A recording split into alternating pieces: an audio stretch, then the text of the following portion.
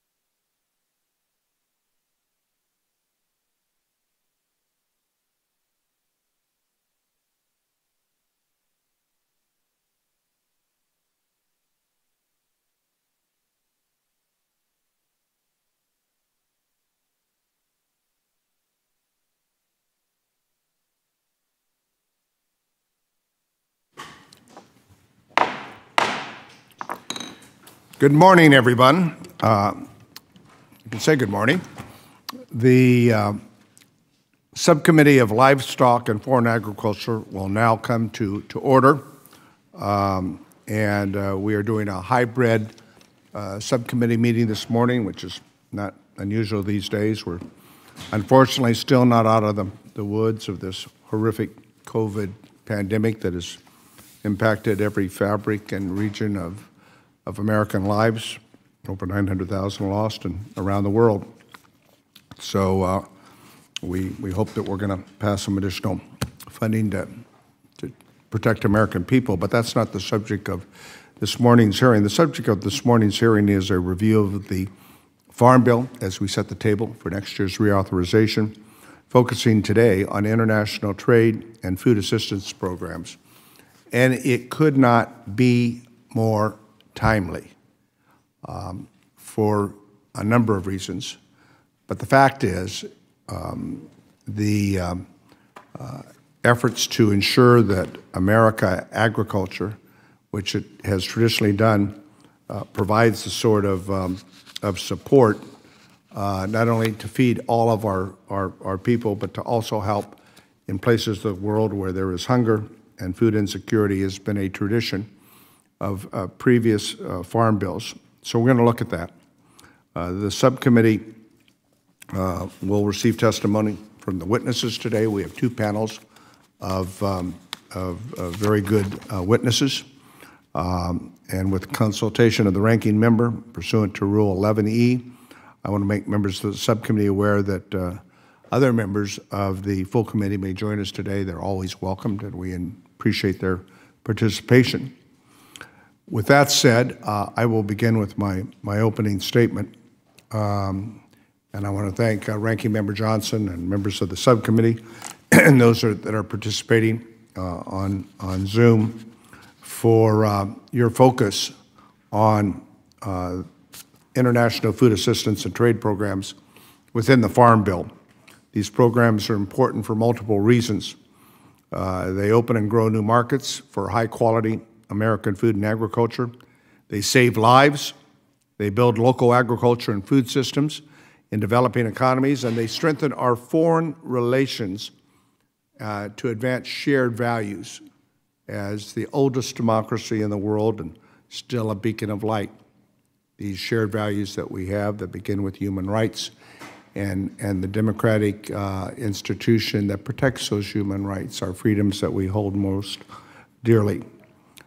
So I think all of you know, I like to say as a third-generation farmer, still my primary source of income, that food that we grow in America is a national security issue. We don't always look at it that way, but I think maybe at the beginning of the pandemic with the closure of restaurants and schools, people began to realize and seeing some scarcities and grocery shelves that, in fact, we can't take it for granted, that the hardworking American farmers, ranchers, dairymen, and women, the farm workers every day do so much with less than 4% of the nation's population to put that food on America's dinner table every night. Let us never, ever take it for granted. And not only can we feed America with the highest quality of products, the most nutritionist products, and we every day we work hard to make it better at the most cost-effective level, although we know this inflationary spiral we're in right now is impacting the cost of those groceries. The fact is nobody, as that song goes, does it better than the American farmer, and as stewards of our environment as well. Obviously, I'm very passionate about that from my own experience. But the fact is we got problems.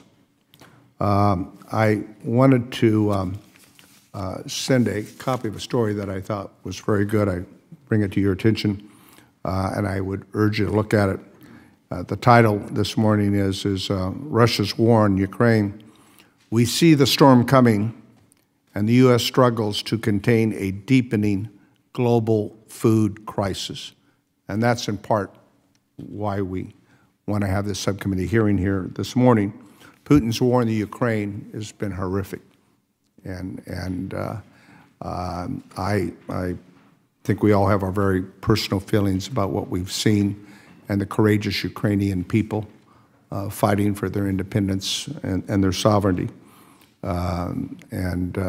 He is a pariah, and I think he's a war criminal.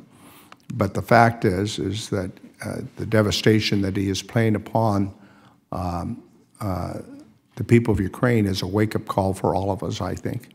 And I think he's, in a strange sort of way, has brought us together. We needed to be together before this, but I think we'll see continuing themes from the testimony of our witnesses and the questions that we ask about what this means. We've already seen the disruption of global grain and fertilizer markets.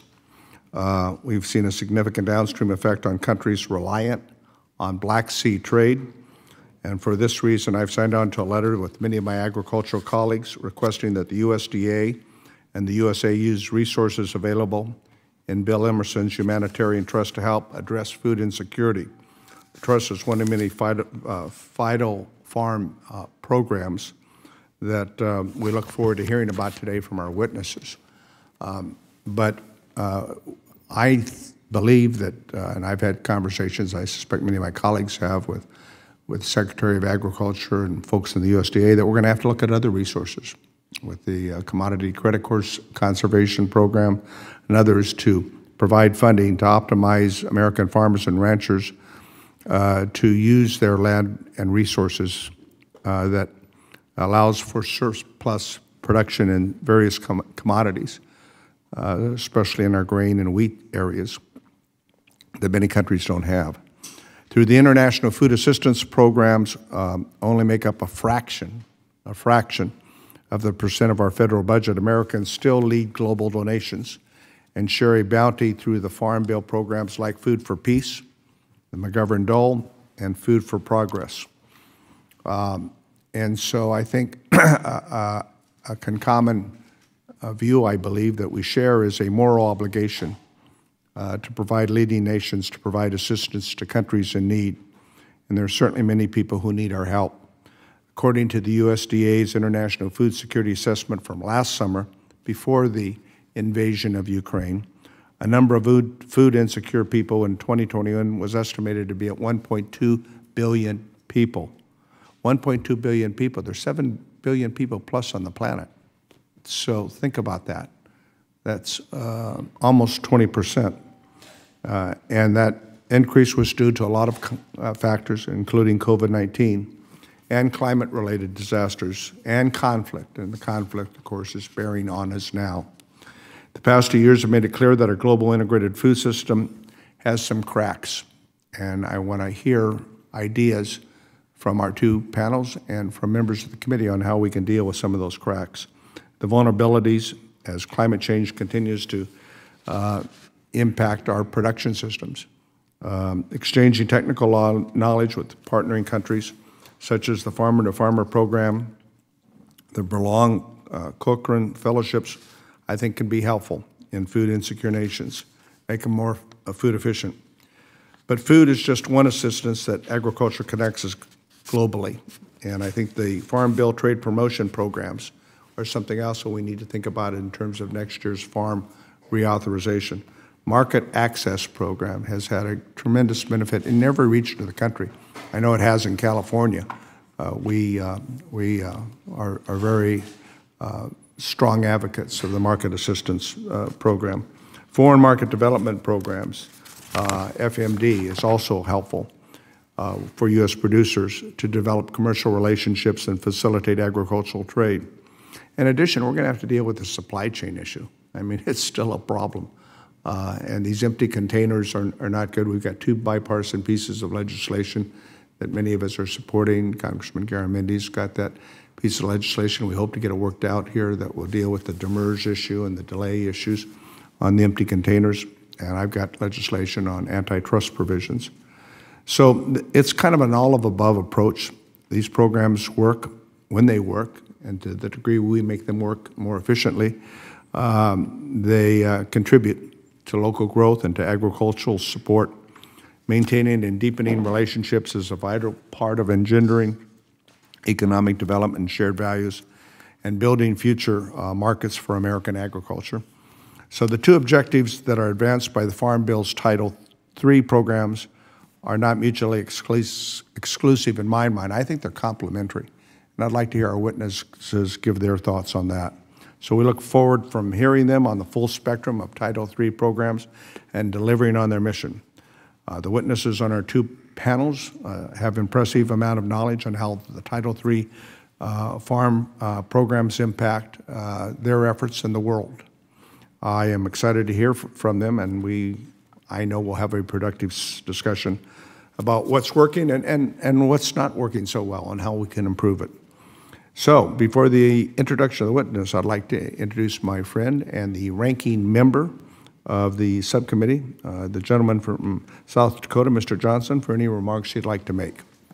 Well, thank you, Mr. Chairman. And I'd start by associating myself with so much of what you said, sir. I think as I watched the development of the 2018 Farm Bill from afar, it was clear to me how focused people on both sides of the aisle were on these putting together the right Title III approach. And I think we all understand the value proposition, right? Clearly, it's needed for communities in need. Clearly, it can be helpful to producers, providing them an avenue for their hard-earned yields. But also, I think, sir, you're right. When you talk about shared values, clearly these Title III programs can. They can help to advance shared values.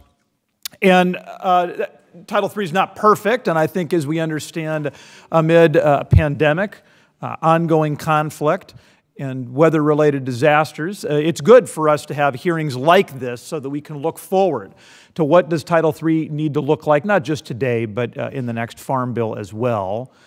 As we talked, sir, before the hearing, you had noted that Politico article, and I too thought it was prescient. I thought it was on target for today. We see the storm coming.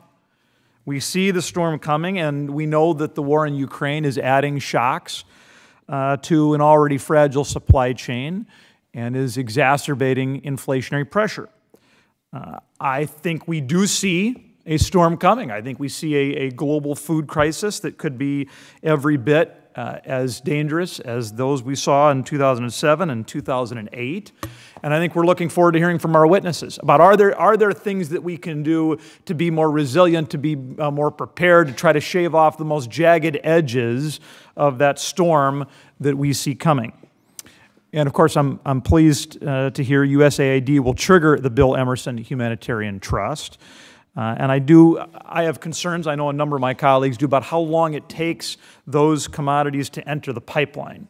And so can the communities in crisis, can they wait until the fall? And hopefully Ms. Charles can educate us more on what that pipeline would look like and when that relief can actually be delivered. And before I close, I wouldn't feel right if I don't mention again how important it is for this administration to prioritize trade, our trading programs, trading relationships, and as the chairman mentioned, trade promotion programs. And one thing we need to do, our country, is make sure we get swift nominations of a chief ag negotiator and, of course, also an USDA undersecretary for trade and foreign agriculture. Both of those positions are needed. They're uniquely positioned to be able to help in this whole suite of conversations we're going to be having today. And frankly, it's hard to imagine a healthy American agricultural sector without new markets, expanded markets, stable markets, and clearly those positions will help with that. So with that, I welcome our witnesses. I'm excited about it too. And Mr. Chairman, I yield back. Well, I thank the gentleman from for his statement and good words. I concur. Chairman Scott wanted to be here, but is not able to, and I appreciate all the good work he does in providing leadership for our committee. And as common courtesy, we want to provide the ranking member an opportunity to weigh in as well for any opening statement he might like to make. Sure. Chairman Costa, Ranking Member Johnson, thank you so much for this subcommittee hearing and for your leadership. Much appreciated. Thanks. Thank you to our witnesses here. I got a chance to talk with each of you briefly here, those serving on the first panel. Thank you for your leadership. The times that we're in are difficult times. And I think only going to get worse here, unfortunately, as we reach into the fall. But good morning, everybody, and my thanks to our witnesses for spending time with us this morning. This is a timely conversation. I look forward to learning from you and thinking more comprehensively about how we can best move forward. We're at a crossroads. The geopolitical strife, weather-related disasters, pandemic-related impacts, and supply chain and inflationary crisis are wreaking havoc on the world, and especially affecting those in vulnerable countries and communities. And there are so many simultaneous emergencies at the moment. So I do want to take this opportunity to extend my appreciation to USDA and USAID and all their partners for their tireless work to feed our world's hungry. You're truly doing God's work, and we thank you for that. And please pass that thanks along to your colleagues that work with you. However, there is much more to do, and that's why this hearing is so important. A review of Title III will allow us to learn what's working, what's not, what isn't, and to provide direction as we head into deliberation of the 2023 Farm Bill. And this conversation will also be informed by the crisis in Ukraine.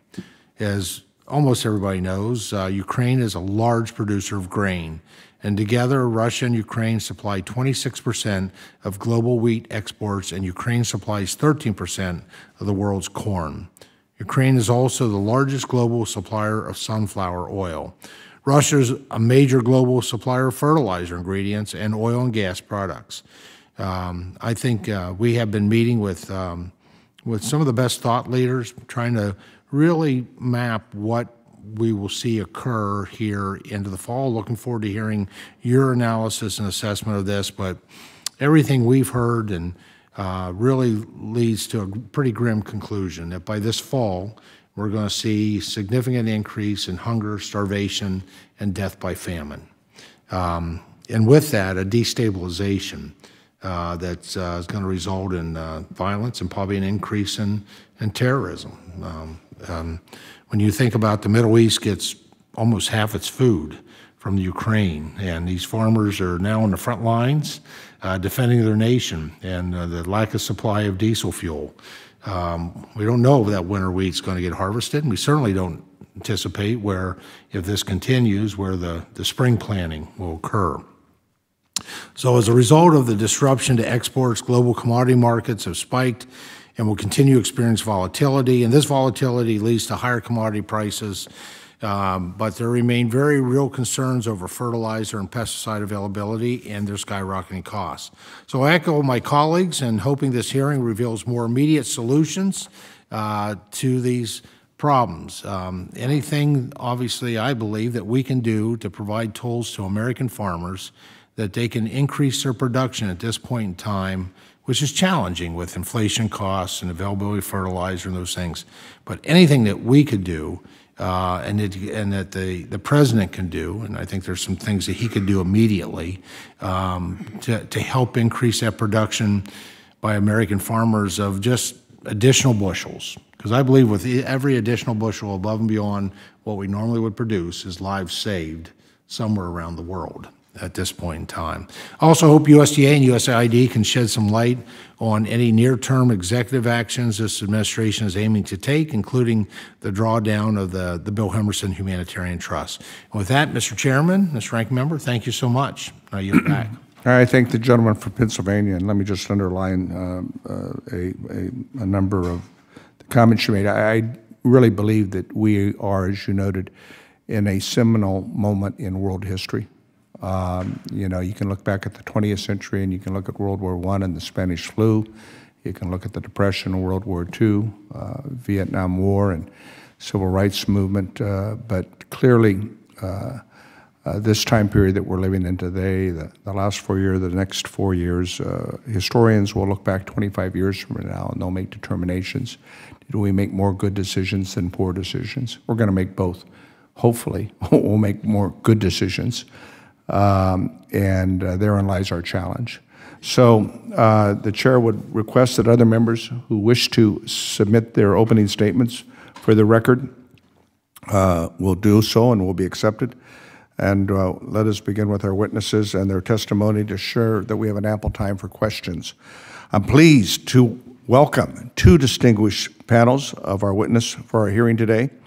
Our witnesses bring to our hearing a wide range of experience and expertise, and we want to thank you for joining us.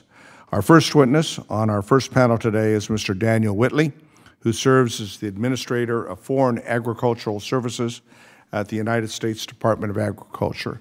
And we thank you for taking the time this morning. I think you understand, as all the witnesses do here, the regular order. We have the 5 minutes. Although your testimony, I think, is much more detailed, and we appreciate that. And you've got the green light, and then you get the yellow light, and then the red light. Nothing bad will happen, but we'd like you to conclude. So, Mr. Whitley, thank you here. Please begin your testimony. Thank you, Mr. Chairman, Ranking Member Johnson, and members of the committee. I am pleased to appear before you today with my colleague from the U.S. Agency for International Development, Sarah Charles. I appreciate the opportunity to discuss the trade, market development, international food assistance, and capacity building programs and activities administered by USDA as authorized by the Farm Bill. As Administrator of the Foreign Agricultural Service, I want to thank the subcommittee for your continued support for the work of the agency and the department. As the Farm Bill process moves ahead, I look forward to working with you and offer the assistance of our staff and to help and support your efforts. Our prayers are with the Ukrainian people as they deal with this unprovoked and unjustified attack, and we stand with the people of Ukraine during this tragic moment. Recently, Secretary Vilsack implored farmers to never take freedom for granted and highlighted the key role of farmers and ranchers in helping America prosper. Never have those words rung more true than today. FAS is USDA's lead international agency linking U.S. agriculture to the world to enhance export opportunities and global food security. FAS supports producers with a network of agricultural economists, marketing experts, negotiators, and trade specialists in Washington, D.C., and nearly 100 international offices covering 180 countries. We are proud that our role in opening and maintaining markets has resulted in billions of dollars of additional U.S. agricultural exports for the benefit of American producers, and that the international food assistance programs and capacity building activities administered by the FAS provide assistance that has helped millions of people worldwide. In addition to our Farm Bill authorized programs, FAS also expands and maintains access to foreign markets for U.S. agricultural products by removing trade barriers, helping to enforce U.S. rights under existing trade agreements, and negotiating new agreements that benefit agriculture. FAS works with foreign governments, international organizations, and the Office of the U.S. Trade Representative to establish international standards and rules to improve accountability and predictability for agricultural trade. We will continue to focus on maintaining and expanding access for U.S. agricultural exports through rebuilding trust with our partners and holding them accountable. Exports of U.S. farm and food products to the world totaled $177 billion in 2021. Topping the 2020 total by 18% and shattering the record set in 2014 by 14.5%. For many agricultural products, foreign markets now represent more than half of total sales. U.S. ag exports support more than 1 million jobs here at home and contribute more than $154 billion in additional economic activity. To continue these impressive gains, we cannot rest. We must not rest. We must continue to refine and improve our long-standing Farm Bill authorized programs to ensure that they operate efficiently, effectively, equitably, and sustainably. Our numerous farm bills, Congress authorized and refined an effective combination of ag market development and export credit guarantee programs. These programs are designed to develop markets, facilitate financing of overseas sales, and resolve market access barriers, all of which are goals central to the FAS mission.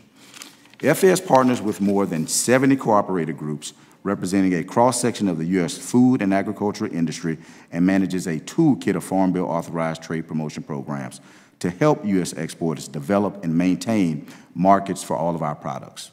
Included under the umbrella of the Farm Bill programs are the MAP program, the TASK program, the EMP program, along with several others. A newly independent study prepared by some of our independent research organizations concluded the effectiveness and the benefits of these programs. The largest market development program operated by FAS is the Market Access Program. Through MAP, FAS partners with nonprofit U.S. agricultural trade organizations, U.S. agricultural cooperatives, nonprofit state regional trade groups, and state agencies to share the cost of overseas marketing activities, such as consumer promotion, market research, and trade show participation. The 2018 Farm Bill makes available $200 million of CCC funds annually for MAP. Funding levels for MAP have showed the impressive gains that can be made for U.S. agriculture by using these programs. As I conclude, as administrator of USDA's Foreign Agricultural Service, I am proud of our efforts to improve foreign market access for U.S. products, build new markets, improve the competitive position of U.S. ag in the global marketplace, and provide food aid and technical assistance to foreign countries.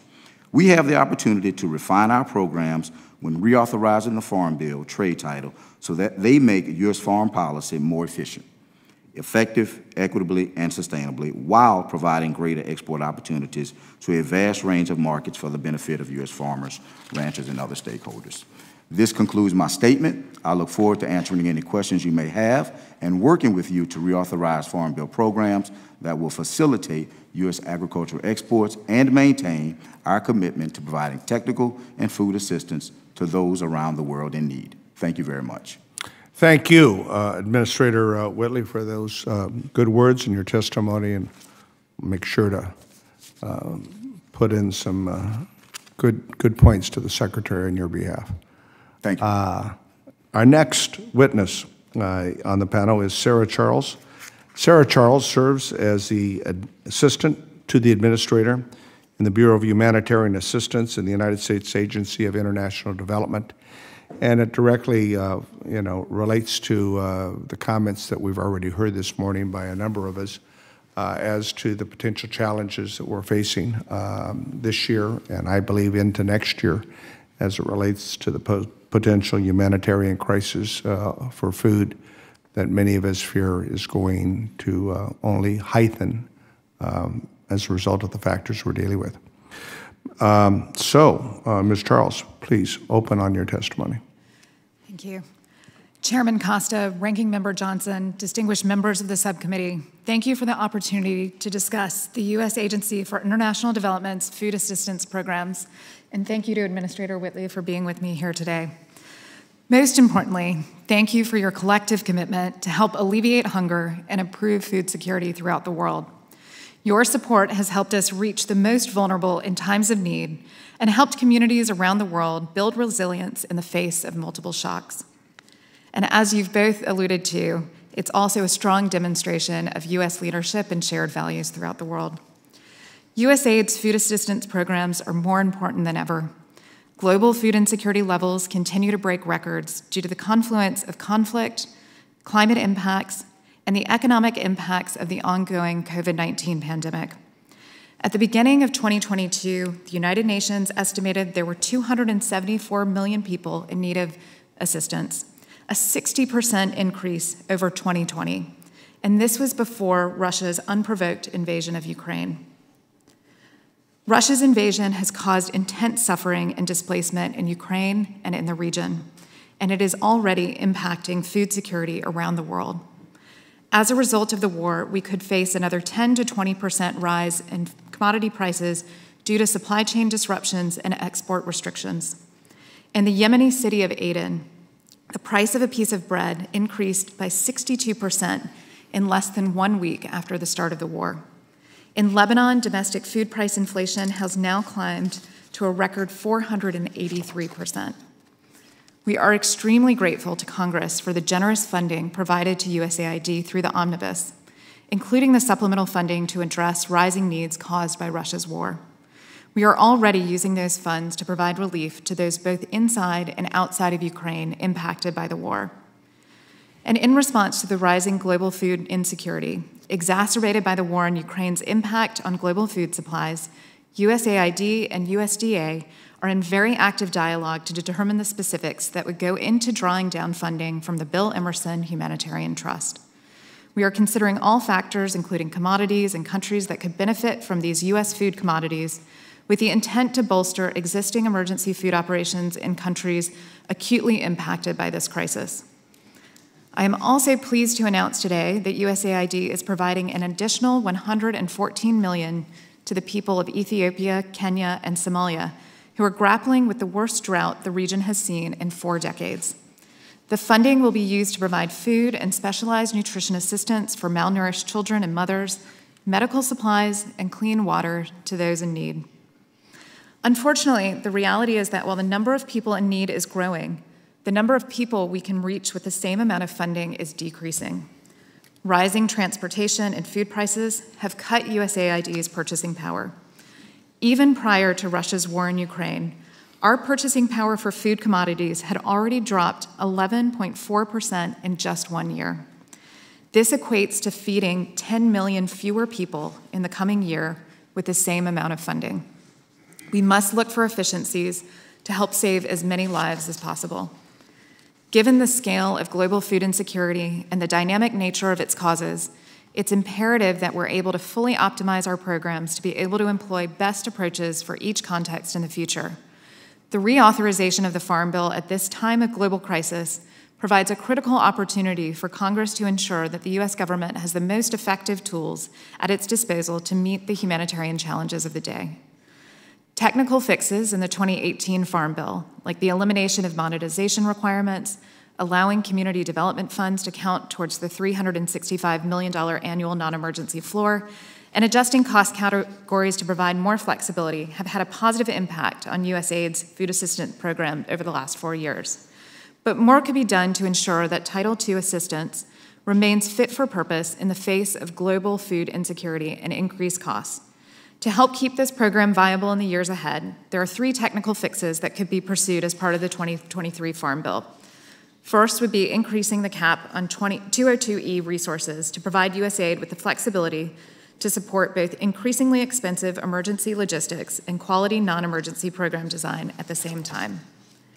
Second, we could expand the Food for Peace Act to allow IDA and Title II funding in the same award to cut down on paperwork and improve efficiency of taxpayer dollars. And third, we could establish a single associated cost category to eliminate some of the barriers to entry for new, small, or local organizations. U.S. leadership has never been more critical in the face of staggering levels of food insecurity. Optimizing our food assistance programs saves lives. We look forward to working with the committee ahead of the upcoming Farm Bill reauthorization to ensure we can effectively respond to crises, build resilience among communities, and ensure that taxpayer dollars alleviate hunger and improve food security around the world. I look forward to your questions.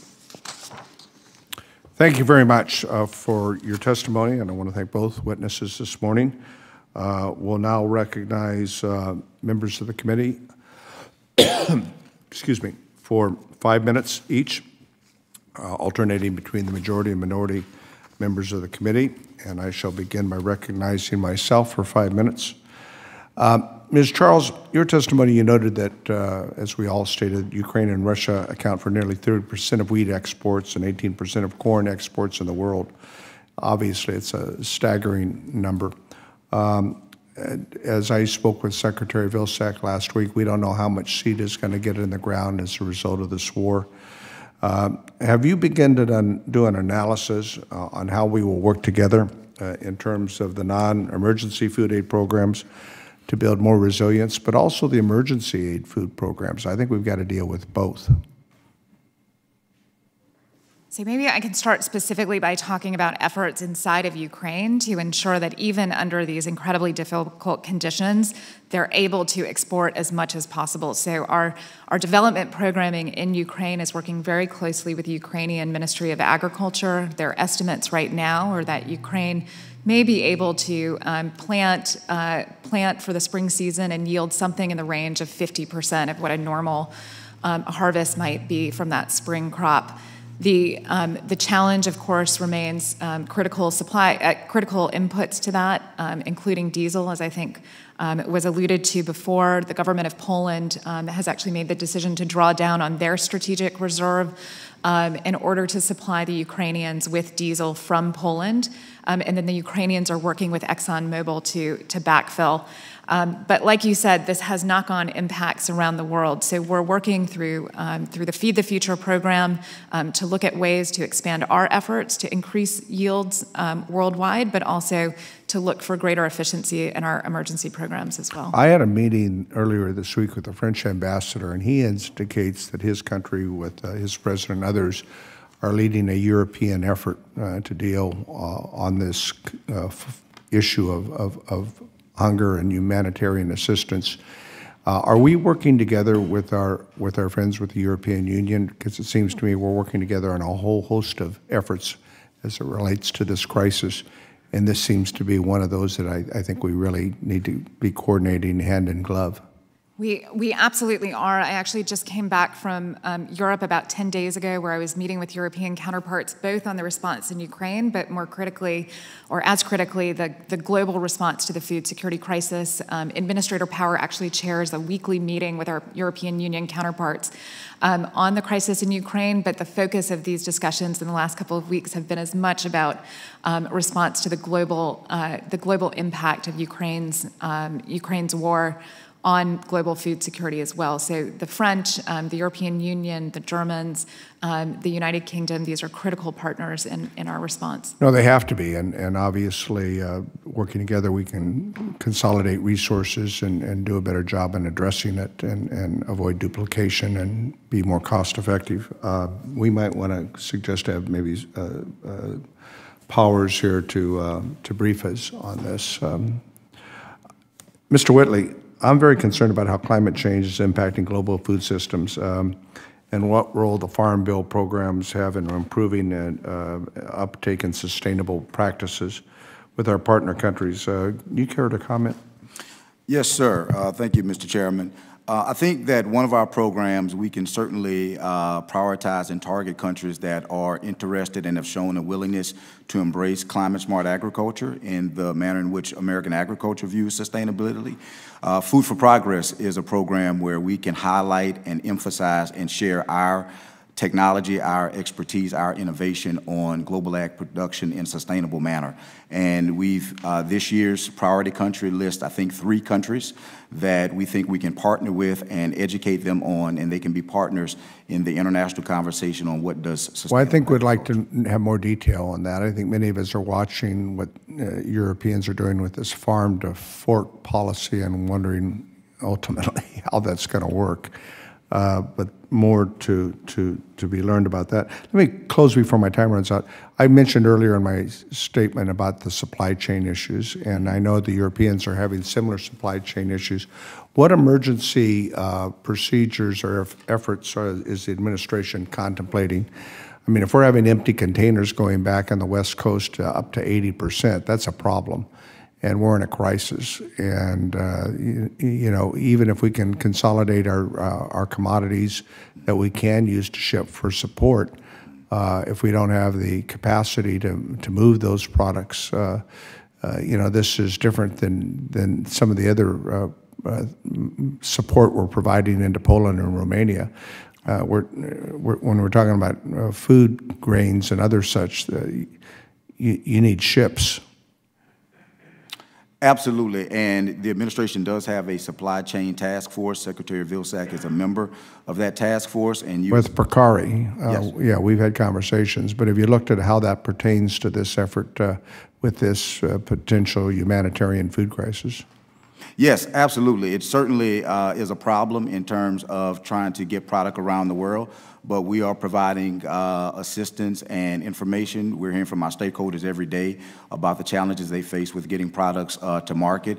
And the 2 pop-up ports we announced in Seattle and Oakland hopefully will relieve some of the bottlenecks at the port so we can get those cars loaded. Well, let the Secretary know, my time's run out, but we're going to want more information on this container issue, because it not only is depressing current markets of American exports, you know, California exports 44% of its agriculture. Correct. It's a real challenge. But now you add to this crisis, we need to look at what emergency procedures could be implemented. My time's really expired, and I'll defer to my colleague and good friend, the gentleman from South Dakota, Mr. Johnson. It's good to be the king, right? You get an extra minute when you need it. It's great. Administrator Whitley, I'll start with you. Recently, in fact, yesterday, my colleagues and I sent a letter on dairy products. And I'll just be very upfront. I thought Canada's proposal fell woefully short. And I wanted to give you an opportunity to share any of your thoughts on both their proposal and where do we go from here? Yes, sir. And I think USDA agrees that Canada's proposal has fallen woefully short. I think the ruling by the dispute settlement panel under the USMCA was clear that more needs to be done, and Canada has not met what we think the ruling has indicated. We're in talks and conversations with USTR on a regular basis. This is a top priority for the Secretary and USDA, and we're working on both what we can do to continue our conversation with our Canadian counterparts, but also what are the tools at our disposal given the USMCA agreement. Well, thank you for that, and I want to reiterate both to the administration and probably more importantly to Canada that I think a vast swath of bipartisan members here in the United States House believe that Canada is not living up to its commitments under USMCA, as you alluded to, sir, and that we certainly want to support bold efforts on behalf of the administration to close that gap, because I do think American dairy producers deserve fair opportunity for market access. So thank you very much for that.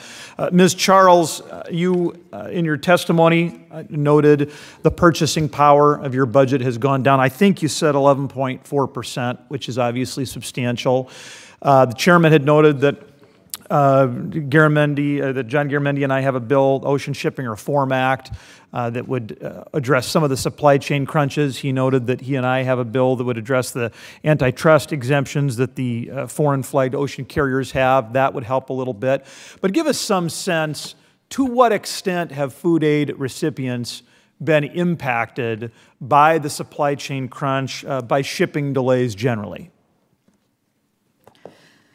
So thank you for highlighting that. We certainly feel the impact of supply chain disruptions. That 11.4% was even before the war in Ukraine. So I think we can anticipate that our purchasing power, unfortunately, will go even lower.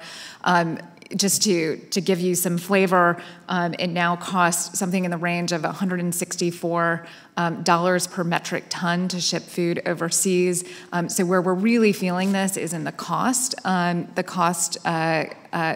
to move food around the world, and we already see ration cuts in places like Yemen. I think David Beasley was up on the Hill, the leader of the World Food Program, sharing some of this a couple of weeks ago, where we've seen a country where 13 million people are dependent on food aid, 50% ration cuts, again, even before the impact of those. So, Ms. Charles, I mean, clearly it is a budgetary problem. I mean, is it also a logistical problem? I mean, even if you've got the budget, are you able to get the food where it needs to go when it needs to get there?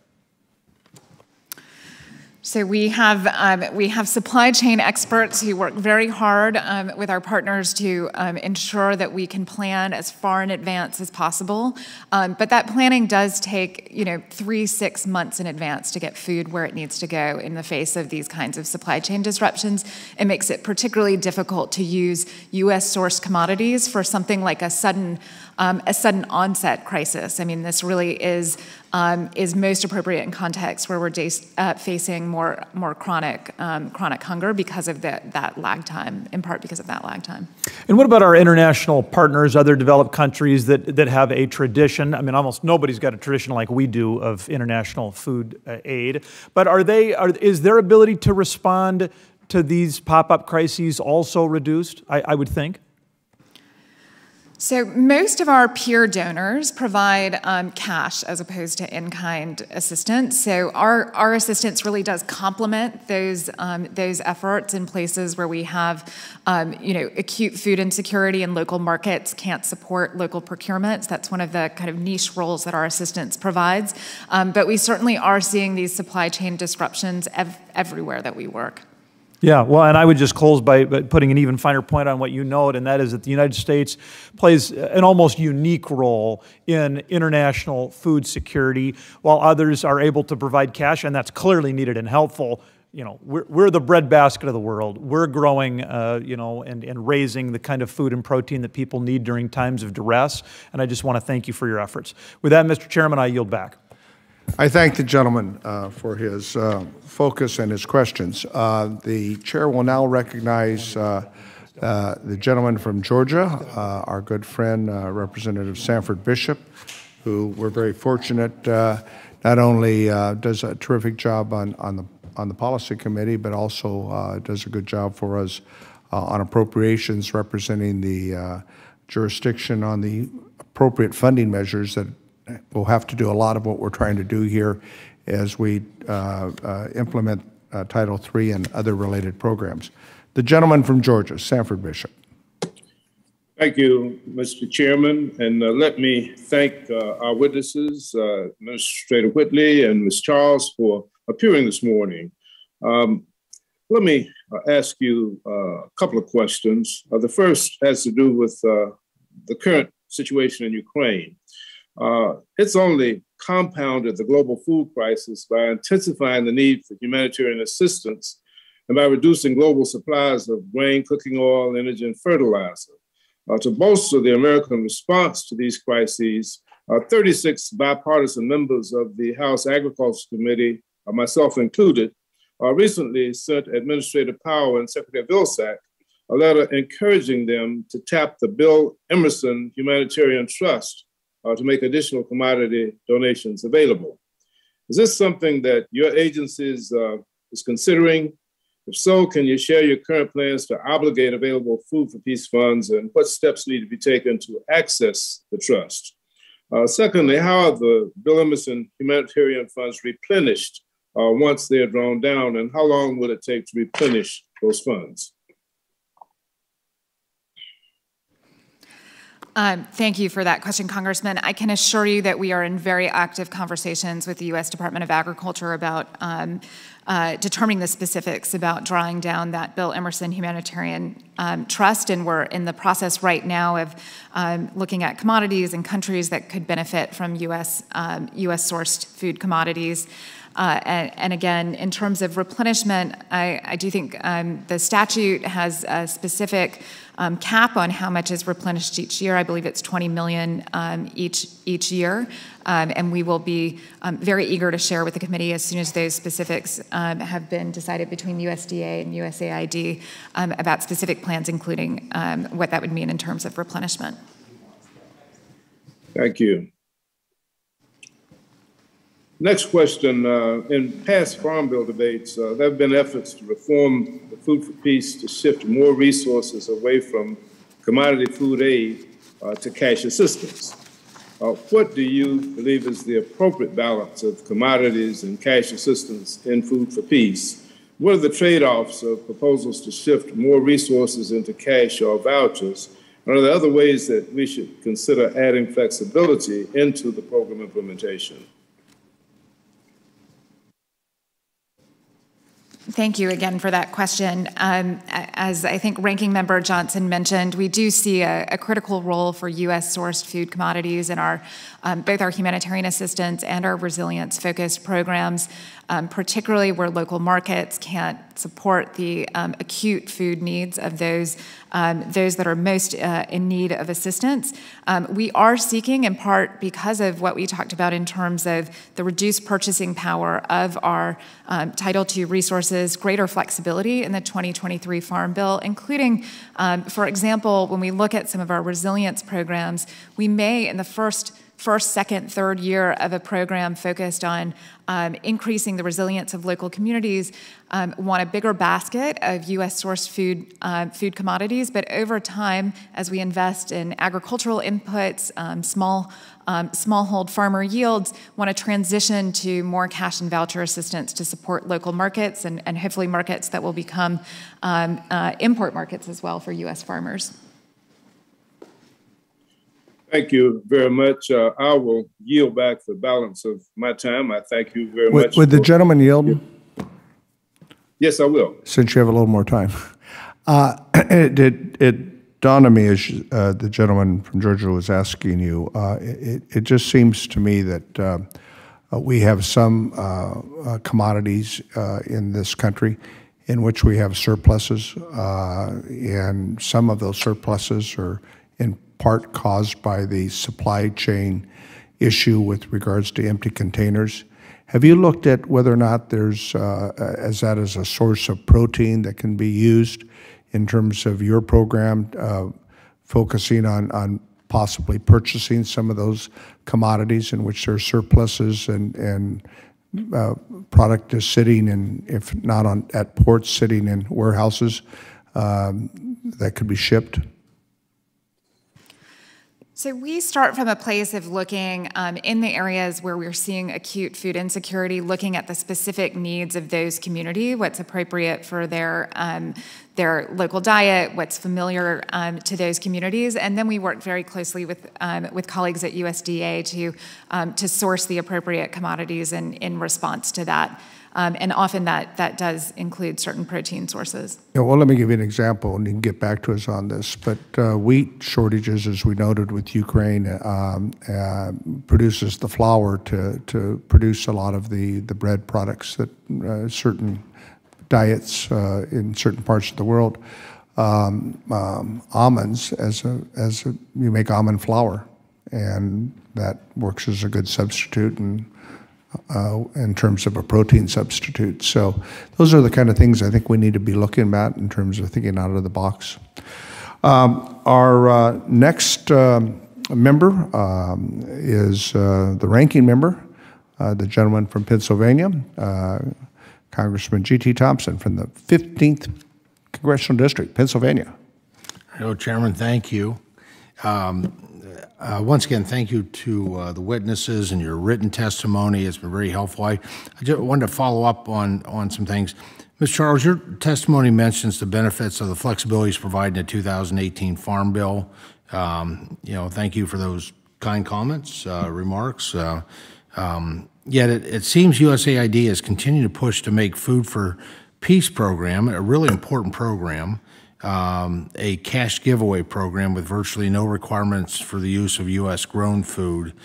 And, do you worry that a couple things. Do you worry that a continued push in that direction will erode domestic support for this longstanding program? And quite frankly, I worry about the effectiveness of this pivot when the fact is it's really about having enough food commodities with what we're experiencing, what we see just over the horizon come this fall. I don't,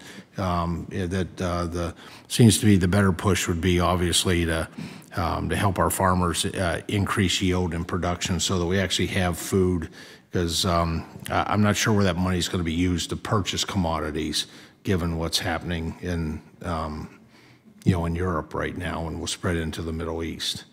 Oh. Thank you, Congressman Thompson. I can assure you that the Food for Peace program, both as authorized and as implemented, at its core is using U.S.-sourced food commodities. We do at times, depending on the market conditions, particular needs and environment, have wraparounds in terms of cash and voucher assistance. So, for example, in a place like Somalia or like Yemen, we may be pairing U.S.-sourced wheat, lentils, soy or vegetable oil with cash and vouchers that allow people to purchase things like vegetables to supplement those U.S.-sourced commodities, or iodized salt, which is more appropriate to purchase on the local market. Okay, thank you. Administrator Whitley, with the Agriculture Trade Promotion Program winding down over the next year and a half, how do you foresee promotion of American agricultural products abroad being impacted? Thank you, Congressman. And we do have the MAP program, which is the Farm Bill authorized program to promote U.S. agricultural products. And we've seen tremendous success. Obviously, we set a record amount of exports in 2021 at $177.5 billion. And many of our cooperators and companies tout the fact that they've been able to use MAP and FMD and some of these other programs to reach those successes. So as Congress authorizes these programs, we're certainly capable of implementing them and benefiting American agriculture to achieve exports. And as we get these authorizations and the requests from the Farm Bill, we will implement them to the best of our abilities. Well, and thank you for that. Obviously, I'm a big fan of both agencies, and the MAP program and FMD, those two tools that we provide through the Farm Bill are extremely important for our farmers, right, and our ranchers to be able to kind of navigate what can be pretty confusing and challenging in terms of trade. And so look forward to working with you to make sure that all the tools are there as we prepare for the next farm bill to continue to be effective.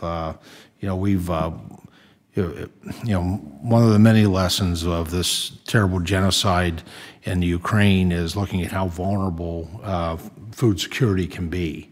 Right. And so, and this is a win-win because economically it's a great market for our farmers and ranchers. I know in the Great Recession in 2009, when many industries were just struggling desperately, the agriculture industry held its own. We were resilient, but that was because of our trade that we have. So we can never forget that it's important. It serves the needs of people around the globe, but quite frankly, economically, it helps those hardworking folks that work so hard every day. My time is just about expired, so I will yield back. Well, we thank the gentleman from Pennsylvania always for your contributions, and we'll continue to work together on all of the above. Our next member who is on cue is Representative Scott Desjardins from the wonderful state of Tennessee, the 4th Congressional District. Mr. Desjardins. Oh, thank you, Chairman Costa, and thanks to our panelists today for being here. Ms. Charles, I'll start with you. USAID has historically pushed members of this committee to advocate for more flexibility to use cash to procure foreign commodities over in-kind donations of U.S. commodities. For example, instead of buying U.S. rice or U.S. wheat, USAID and its implementing partners could theoretically use U.S. taxpayer dollars to buy Russian wheat or Vietnamese rice to support feeding and development projects. Do you know, does USAID have controls in place to prevent U.S. dollars from supporting Russian businesses or others that directly compete with U.S. farmers? So all of our U.S. foreign assistance programs certainly have controls in place to make sure that our assistance is used consistent with the law and consistent with, certainly right now our partners are looking very closely at new sanctions that have been imposed. We do not restrict our partners though from procuring with our international disaster assistance, with our IDA funding, from procuring on the local market what is on the local market. Okay. Administrator Whitley, Ranking Member Thompson touched a little bit on this, but when you talk about the MAP or FMD funds, how are they awarded to cooperator groups? Is there a formula?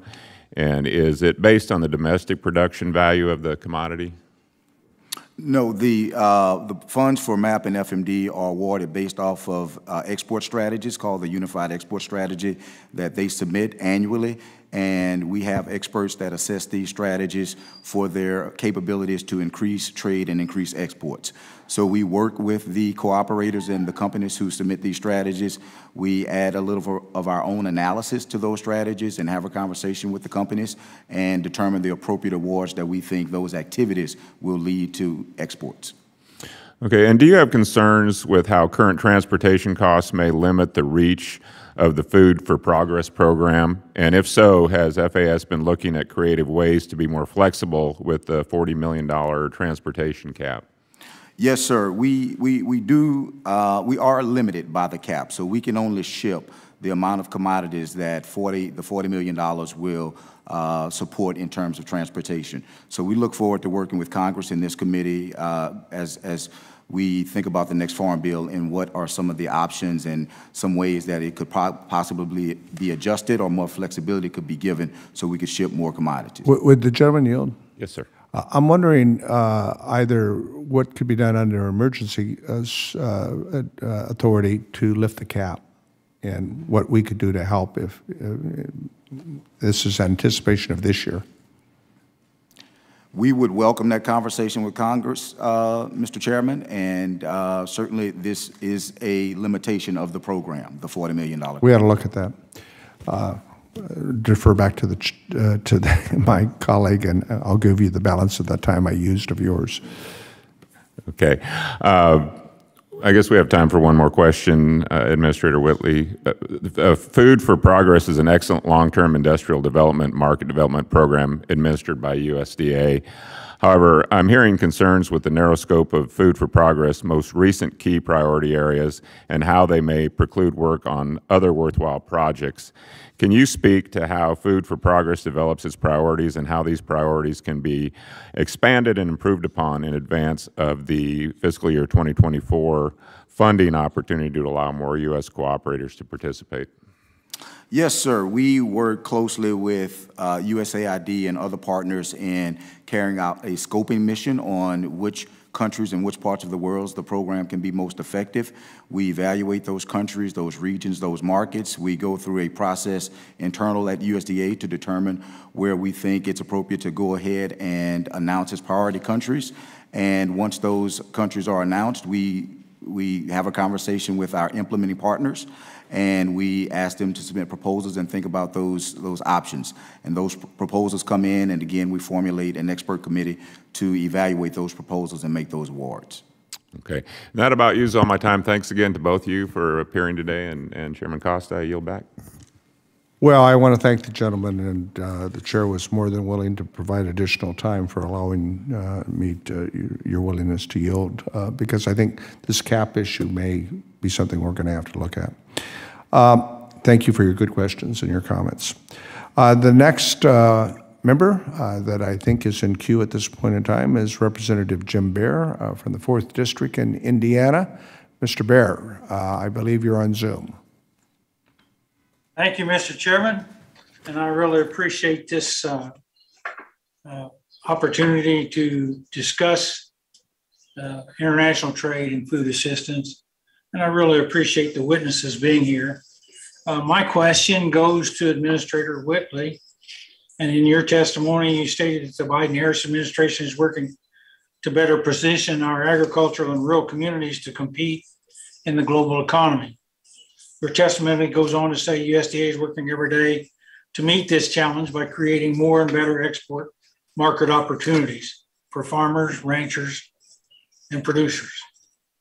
But some of my colleagues and I are concerned about the commitment this administration is making to prioritize trade, to craft an ambitious agenda, as well as swiftly nominate individuals to fill the position of chief agricultural negotiator and the Undersecretary for Trade and Foreign Agricultural Affairs.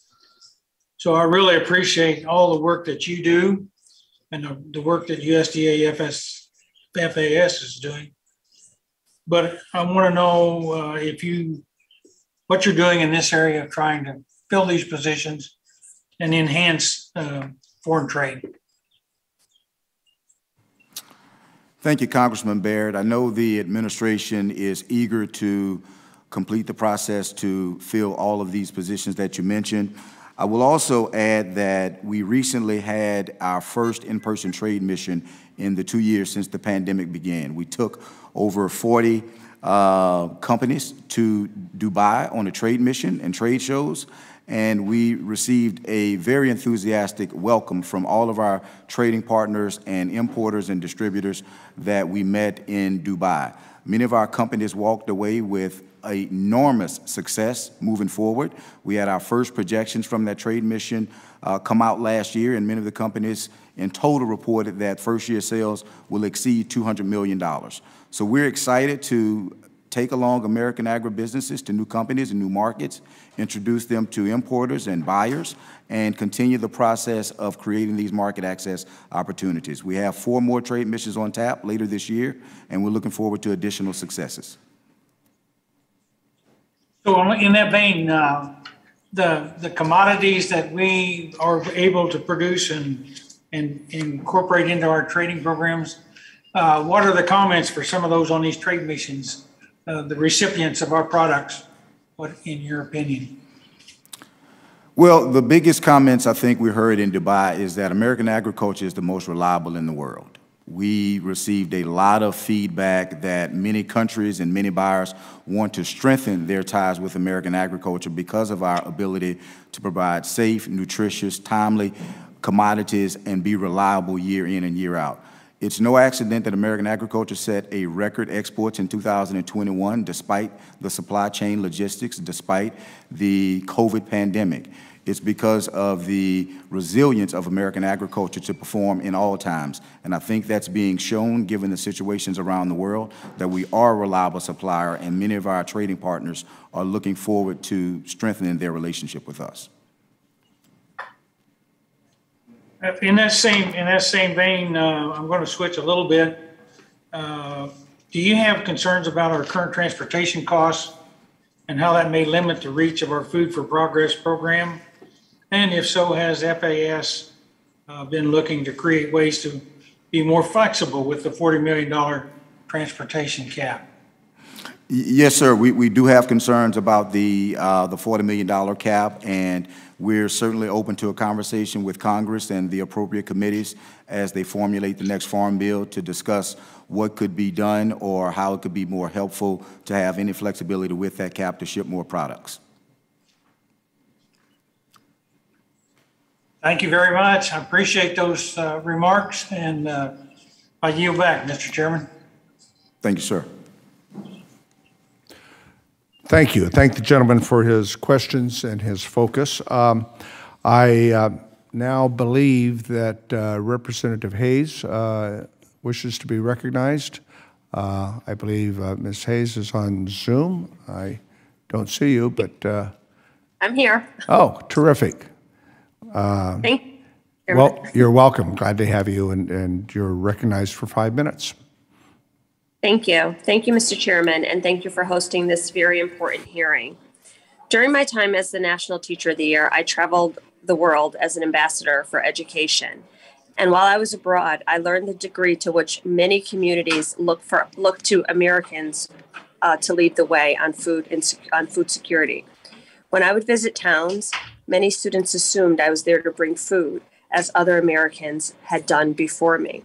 Our international food programs are not just an exercise of goodwill. They are absolutely critical to communities that are impacted by the devastation of food insecurity. I'm thinking about now the crisis in Ukraine and what is happening as the world is watching many pregnant and nursing women flee their country. And I'm particularly concerned about the health and well-being of these women. Mr. Charles, how is USAID addressing the nutritional needs of pregnant and nursing mothers in Ukraine and their newborn babies?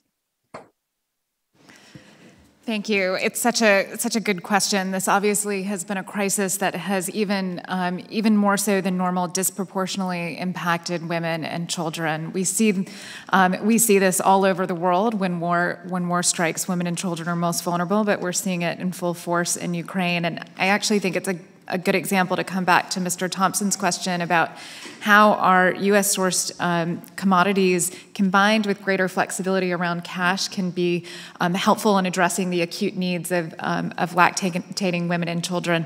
The flexibility we're pursuing in terms of wraparound services for the U.S. commodities allows, for example, for us to use U.S.-sourced specialized food products to treat malnutrition, both in young children, but also pregnant and lactating women, but also have the cash to provide the kind of wraparound nutrition services, the training of community health workers, the assessment of nutrition, the follow-up services that are provided to ensure that those programs can be most effective and use our U.S.-sourced food commodities most effectively.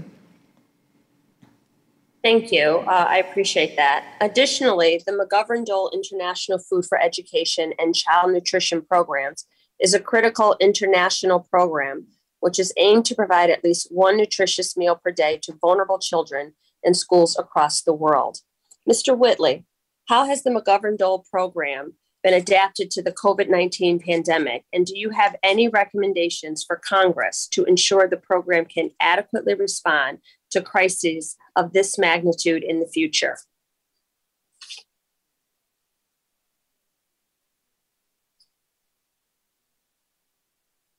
I can't hear in the room, I'm sorry. Need to activate your mic there. Okay, thank you. Thank you, Congresswoman. Yes, the McGovern-Dole program has continued to operate during the COVID pandemic, and we've seen enormous success.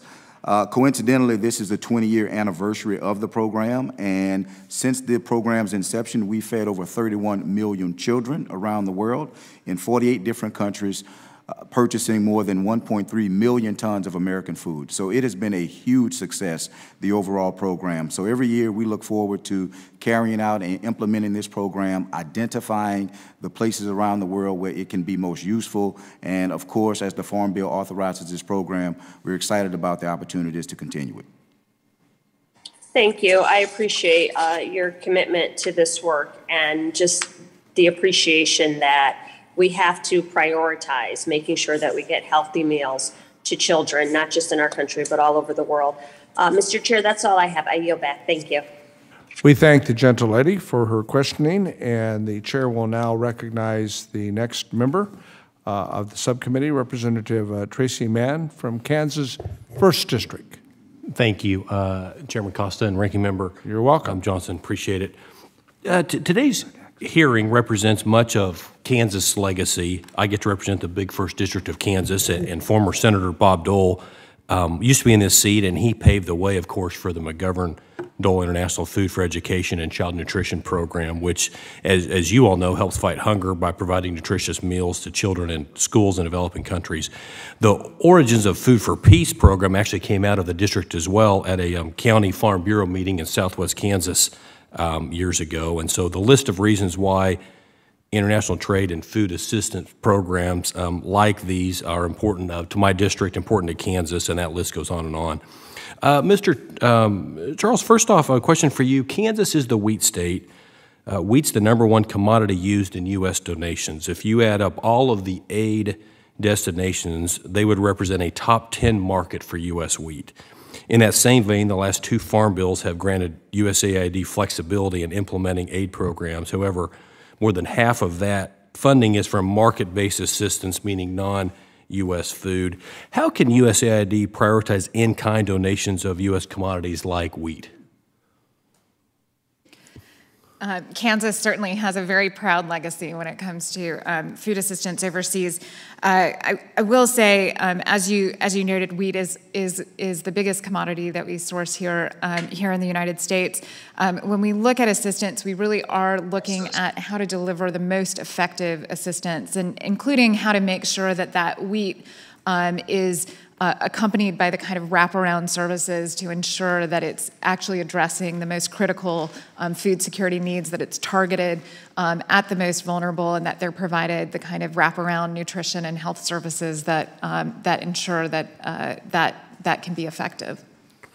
Great, thank you. And my next question is for you, Administrator Whitley. As you mentioned, the 2018 Farm Bill created International Agriculture Education Fellowship Program, or IAEFP.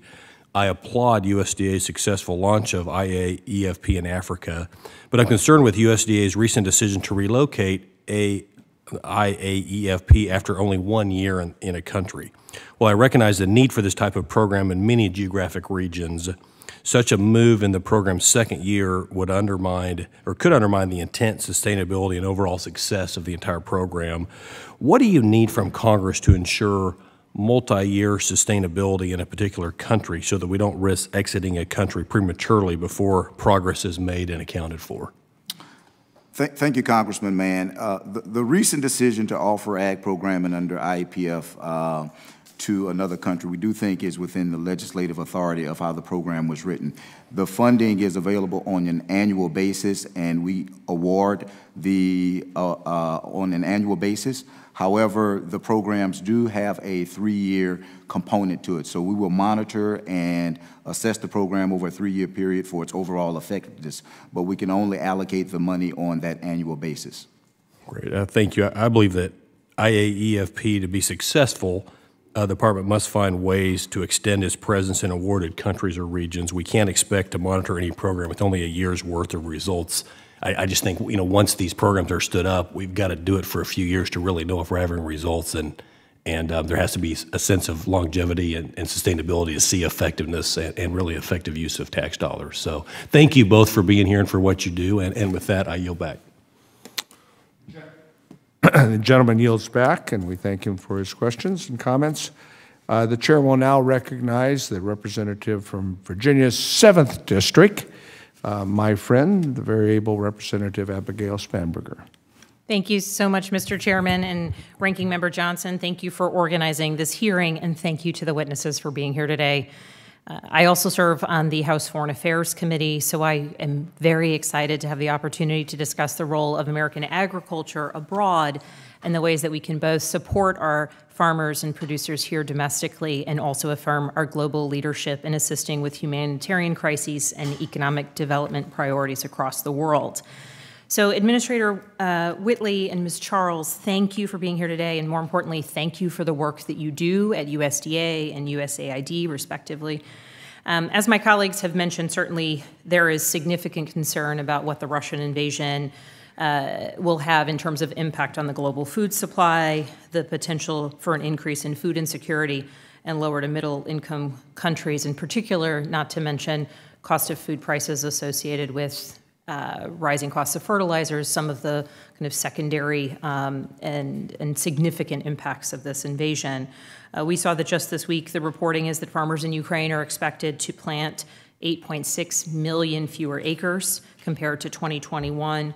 And in addition to challenges with planting, of course, we see the Russian invasion destroying agricultural equipment and other essential elements of production, harvest, and ultimately storage. So looking into the future, I'm curious kind of in a broader scale, if you could speak to some of the role of USDA or USAID in helping Ukraine rebuild its agricultural capacity. And related to that, as we're looking at the 2023 Farm Bill, are there any additional flexibilities that we should be considering in this frame of how we assist countries that might need to not only feed their hungry citizens, but also rebuild their agricultural capacity? And I'll open it up to both of you. Sure. Maybe I can take that question about Ukraine and their recovery. And I would just say we're not waiting for the end of the war to work with the government of Ukraine on resilience in their agriculture industry.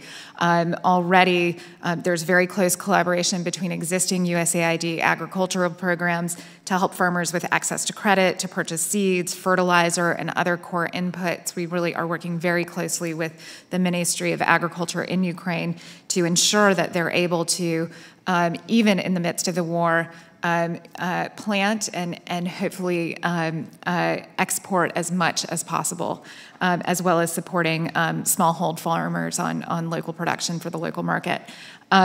I would also say we do think there are a couple of flexibilities that could be pursued as part of the Farm Bill to give us greater flexibility to respond to what we know is going to be acute food insecurity throughout the world as a result of this crisis, really for the next several years, we anticipate, including flexibility on the 202E cap to allow us to use a greater percentage of Title II funds to help build the capacity of local partners and provide wraparound services to along with U.S.-sourced commodities, as well as, again, greater flexibility to co-program IDA funds and Title II funds for similar types of reasons.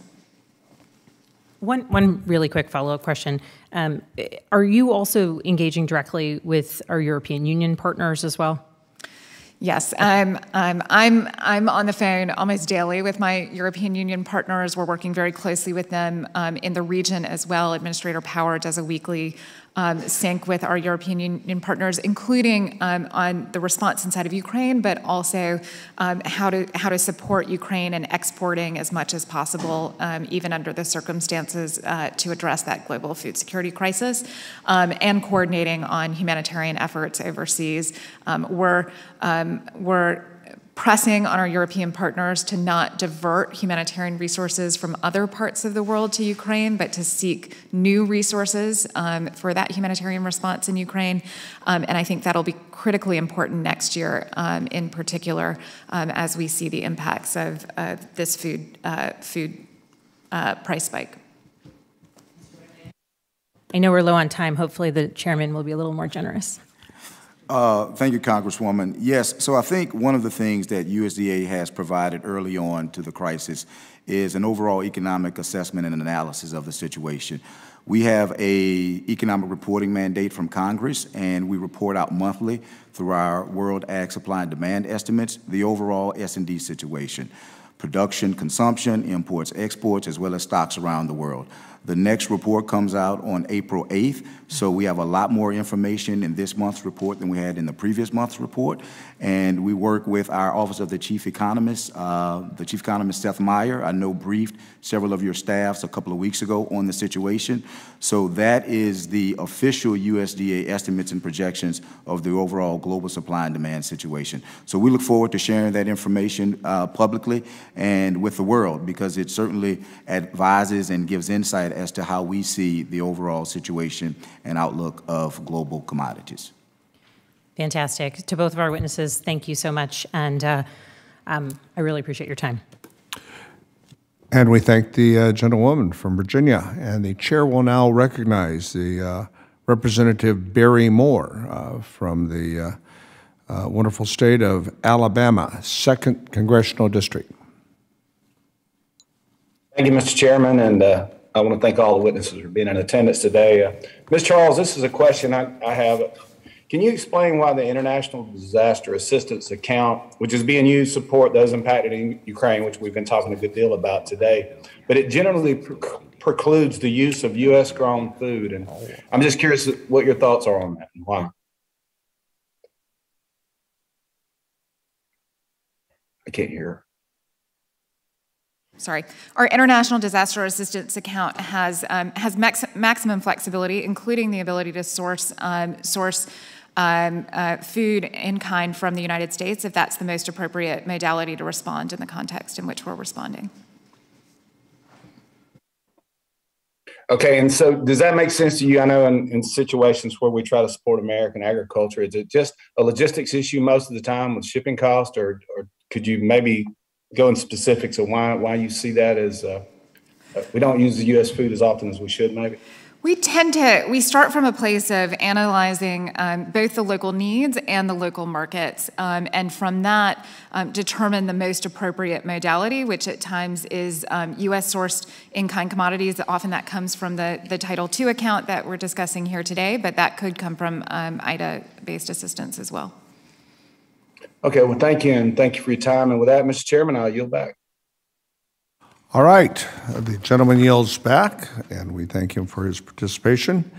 And the chair will now recognize Representative Randy Finstra from the good state of Iowa, the 4th Congressional District. Thank you, Chairman Costa, and thank you, Ranking Member Johnson. Administrator Whitley, in your testimony, you speak of how Biden and Harris administration is working to position our agriculture and rural communities to compete in the global economy. This morning, I was with our pork producers. I've also been talking with our soybean association and corn growers, and there's this passion, probably their number one issue, is trade, and especially advancing trade in the Pacific Rim, the second phase of the Chinese trade deal, and then MCA issues with the GMO corn in Mexico. And I know you've talked about this already. I was listening earlier on, and you know, you noted that the administration has yet to fill the Undersecretary of Trade and Foreign Agriculture Affairs position, and the Chief Agriculture Negotiator has not been filled. I'm really concerned about this, and I want you to elaborate. Why are we a year and 3 months down the path, and these are critical to our agriculture community, and yet these things haven't been filled, and I just see a tremendous void here. Thank you, Congressman Finstra, for your question. So at USDA, we do have a White House liaison office who manages the political appointments for the department. So I would have to have the staff there get back to your staff on the particulars as why the positions haven't been filled, but we do have an office that manages that. Now, I know they're working very hard in trying to get those positions filled, but that is outside the normal responsibilities of FAS. Yeah, well, thank you, Administrator. Can you just bring back my comments to them? Because these big organizations, I mean, for me, I'm number one in hog production in the country, in my district, and also close to the top in cattle, corn, soybeans, eggs, and they all need export markets. And so this is so critical. Another question, as you mentioned in your testimony, U.S. farmers export billions of dollars of corn products to Mexico each year. Unfortunately, Mexico is not taking non-science-based regulatory approach to agricultural products, including a December 2020 presidential decree promising to phase out all genetically modified corn imports by 2024. Already, we have seen Mexico government take steps to begin enforcing this decree. What steps is USDA currently taking to ensure that Mexico upholds these commitments that they made under the USMCA and ensure that U.S. farmers have access to the latest agricultural technology based on sound science? I saw yesterday the USDA's press release that noted Secretary's visit to Mexico, but unfortunately did not mention at all any progress on the corn biotech approvals. Can you broach that subject at all or tell us where we're at? Yes, no, I can assure you that the Secretary's visit to Mexico, which was yesterday, that he met with the Minister of Agriculture, Minister Villalobos, as well as the President of Mexico to make the case on the importance of following sound science and international standards for many of these inputs and products that we cultivate here in the United States of America. That's a high priority for Secretary Vilsack as well as the department, and we've made the case at all levels with Mexico that the direction they're headed is quite troublesome. We've heard from many industries here at home, and they too are extremely troubled by this, and this will continue to be a major focus and prioritization at USDA. I'm glad to hear that. I mean, it is so important that we keep Mexico as a trading partner. And frankly, I look at it and say the USMCA has been agreed to, and there's parameters in there on how we move forward with this. So that's great to hear. One more thing, and I know you've talked about this again already, but you know, we have a lot of vulnerable abilities in our country when it comes to drought, when it comes to flooding. Obviously, with the war going on, now we have these issues with fertilizer and drought-resistant seeds. So I'm just wondering, is anything that you can add to our farmers? I mean, we're ready to plant. My family in-laws are ready to plant. Is there anything that we can do in this upcoming season yet that's right around the corner to help out our farmers to get the seeds or to get fertilizer to where it needs to be, and then we can get it taken care of? Yes, Congressman. Recently, USDA announced support for Americans farmers and offered up a program to encourage innovation, independent assessments, and to be resilient in terms of what we can do to produce fertilizer here at home. So hopefully that program spurs and generates some creative thought on behalf of American agriculture, and we can bring down those costs with resources right here at home. Thank you, and just one little note on that. Hog producers use natural fertilizer, so that's a way to do it. I yield back. Thank you. Well, the gentleman yields his time, although it's expired. But there's all sorts of good fertilizer out there that we can use. I want to thank our two witnesses for your testimony here this morning. I think it really gave us an opportunity to focus on the challenges we're facing today and as we all noted, the current crisis that we're dealing with, and to really get in front of it. And so we're going to continue to work with both of you and the Department of Agriculture and the Secretary, because it's so important for all the reasons we are aware of. We are going to recess briefly for 5 minutes so that we can allow these two panel members to get back and do other important things, and we'll have our second panel start shortly thereafter. So we've got a little break here that we're going to recess for, and then we will begin with our second panel just in a few minutes, okay? So if you want to take a little break, and the chair will begin the committee shortly.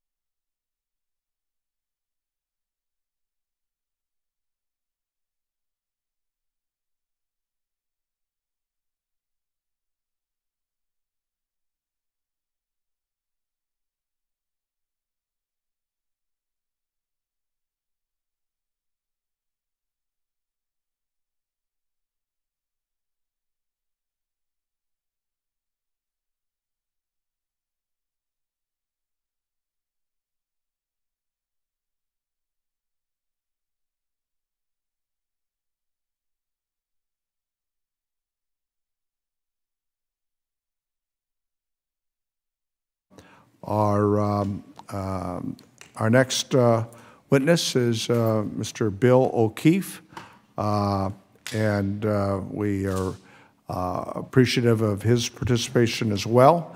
I think both of you are old hands here at the appearing before Congress, and you understand that you have 5 minutes appropriately.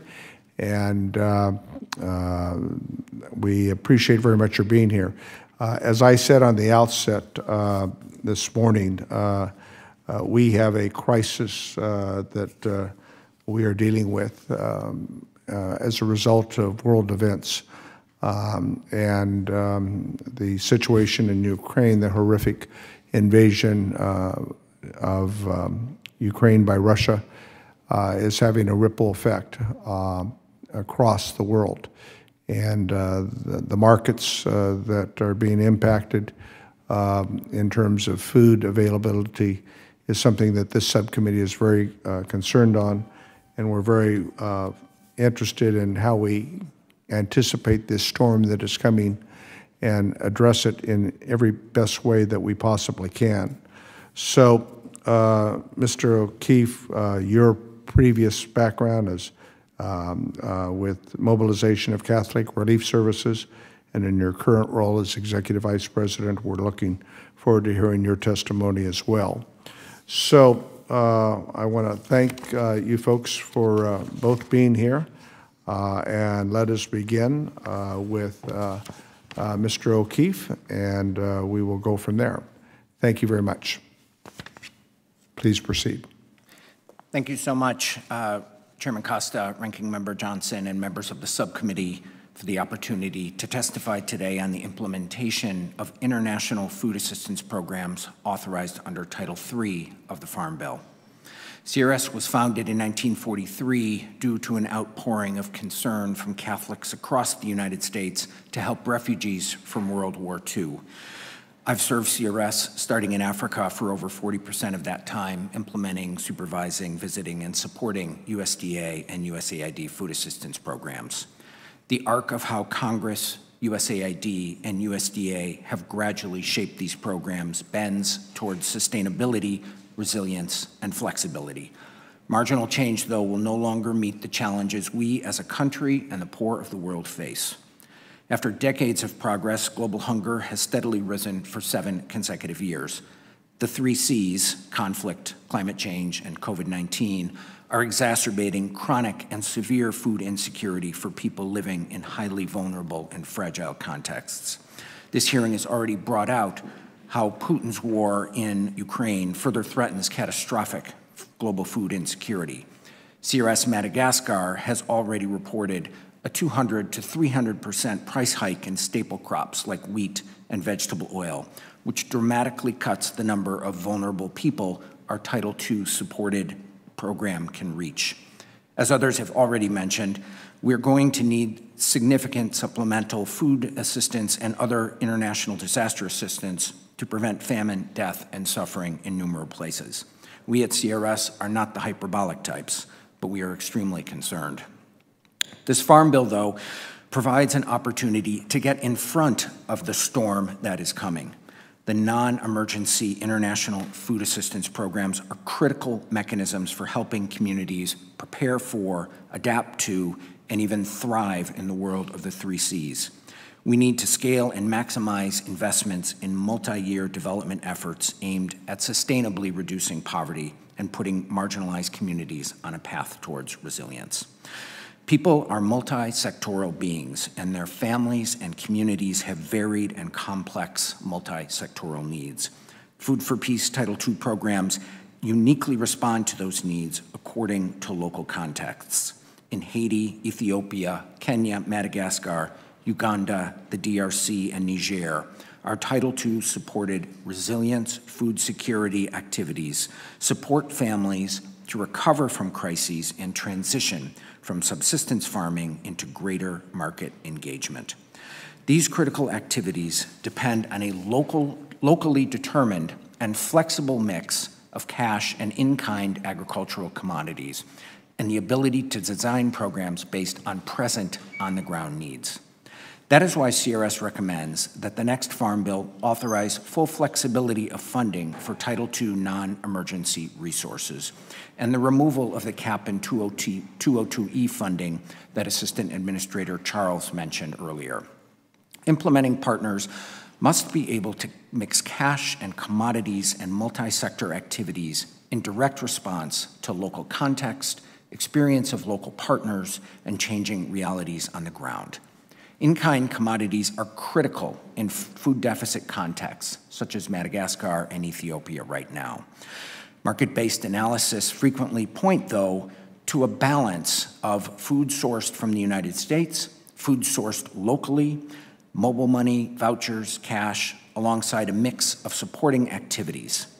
Furthermore, COVID-19 disruptions and adaptations, along with global food supply shortages and price inflation, exacerbated again by the war in Ukraine, are limiting the impact and sustainability of programs given the inflexibility of current Title II resources. Without a legislative fix that makes the non-emergency resources fully flexible, program design may undermine some of the best practices to fight hunger. Recently, in designing our RFSA in Haiti, these restrictions required too much commodity in the final year or two of the award, which limited our ability to transition to full self-reliance of the communities that we are serving.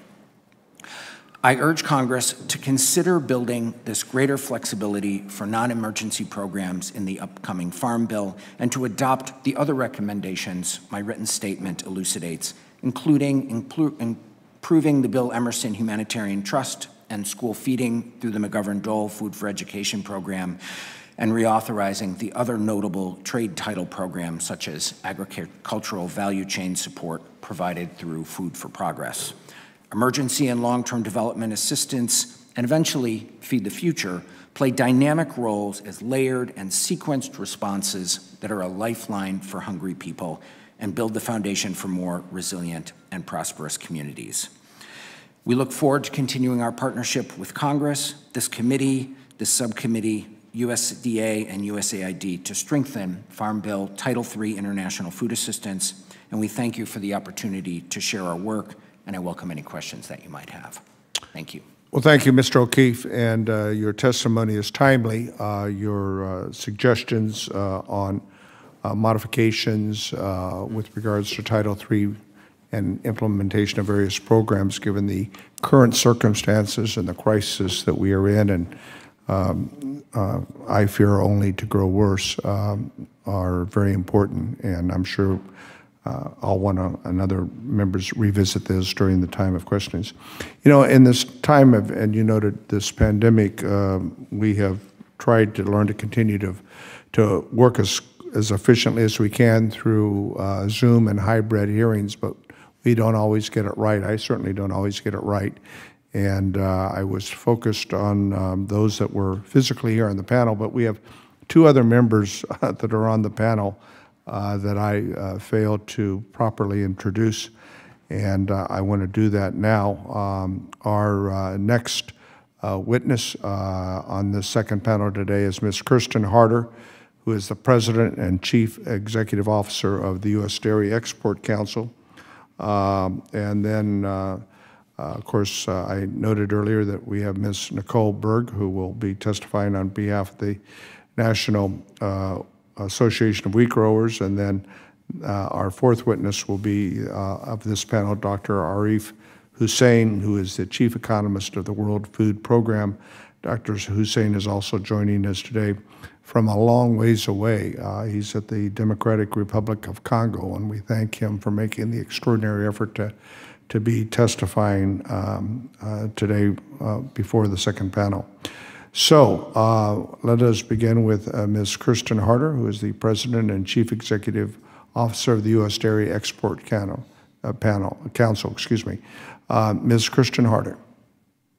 Thank you, Mr. Chairman and Ranking Member Johnson and other members of the committee for inviting me today. I'm not in the Congo, but I have to tell you, on my family farm in Southwest Georgia, Congressman Bishop's district, there are a lot of people in the world I would disappoint and leave early and come to be in person in this hearing, but my parents are just not one of them. So I had to be with them this week, and I really regret not being with all of you in person. We'll give you a rain check. My name is Krista Harden. I'm testifying on behalf of the U.S. Dairy Export Council while I serve as President and CEO. Usdec represents the global trade interest of U.S. dairy farmers, processors, cooperatives, dairy ingredient suppliers, and export trading companies. And Usdec works closely with our partner, the National Milk Producers Federation, on trade-related issues. Since DEC was founded 27 years ago, dairy exports have grown tenfold, reaching a record $7.75 billion last year. All told, dairy exports accounted for about 17% of milk production. Our impressive export results made possible in part by U.S. programs and policies that support exports, many overseen by this committee. Today, I will discuss how existing Farm Bill programs, potential new Farm Bill provisions, and other trade policies can help drive the global demand and growth our dairy farmers and manufacturers need in order to create jobs in both rural and urban America.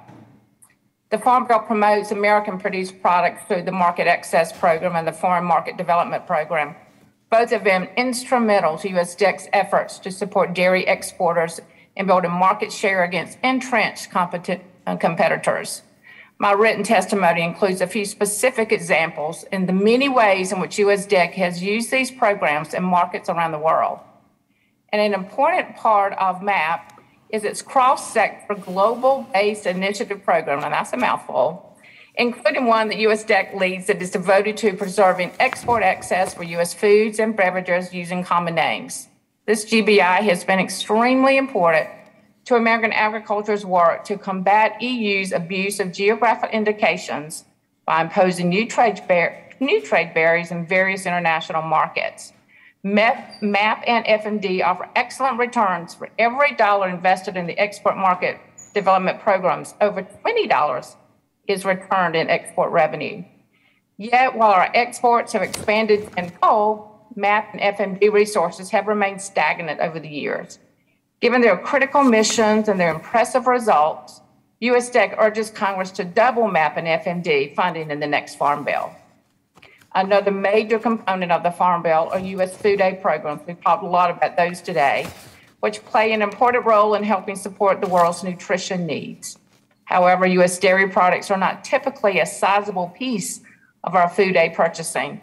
This is despite of the robust scientific evidence on dairy's unique nutritional benefits.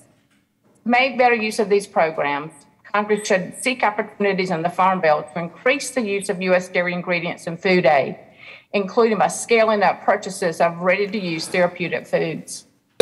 We also asked this committee to consider two new provisions. First, we recommend language to combat the EU's abuse of geographic indications, legislation that can ensure USTRs and USDA more proactively can defend common use names using a variety of tools.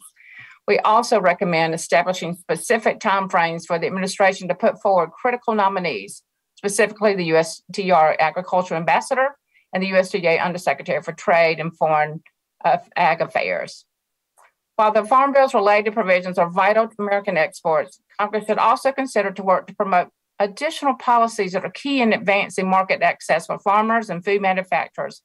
I'll just speak on two. I know I'm running out of time, but our largest competitors have been exceptionally active in free trade agreements. The U.S. needs to get back in the game as well and craft an approach to pursuing comprehensive trade agreements that allow this country to advance its values and priorities on global trade.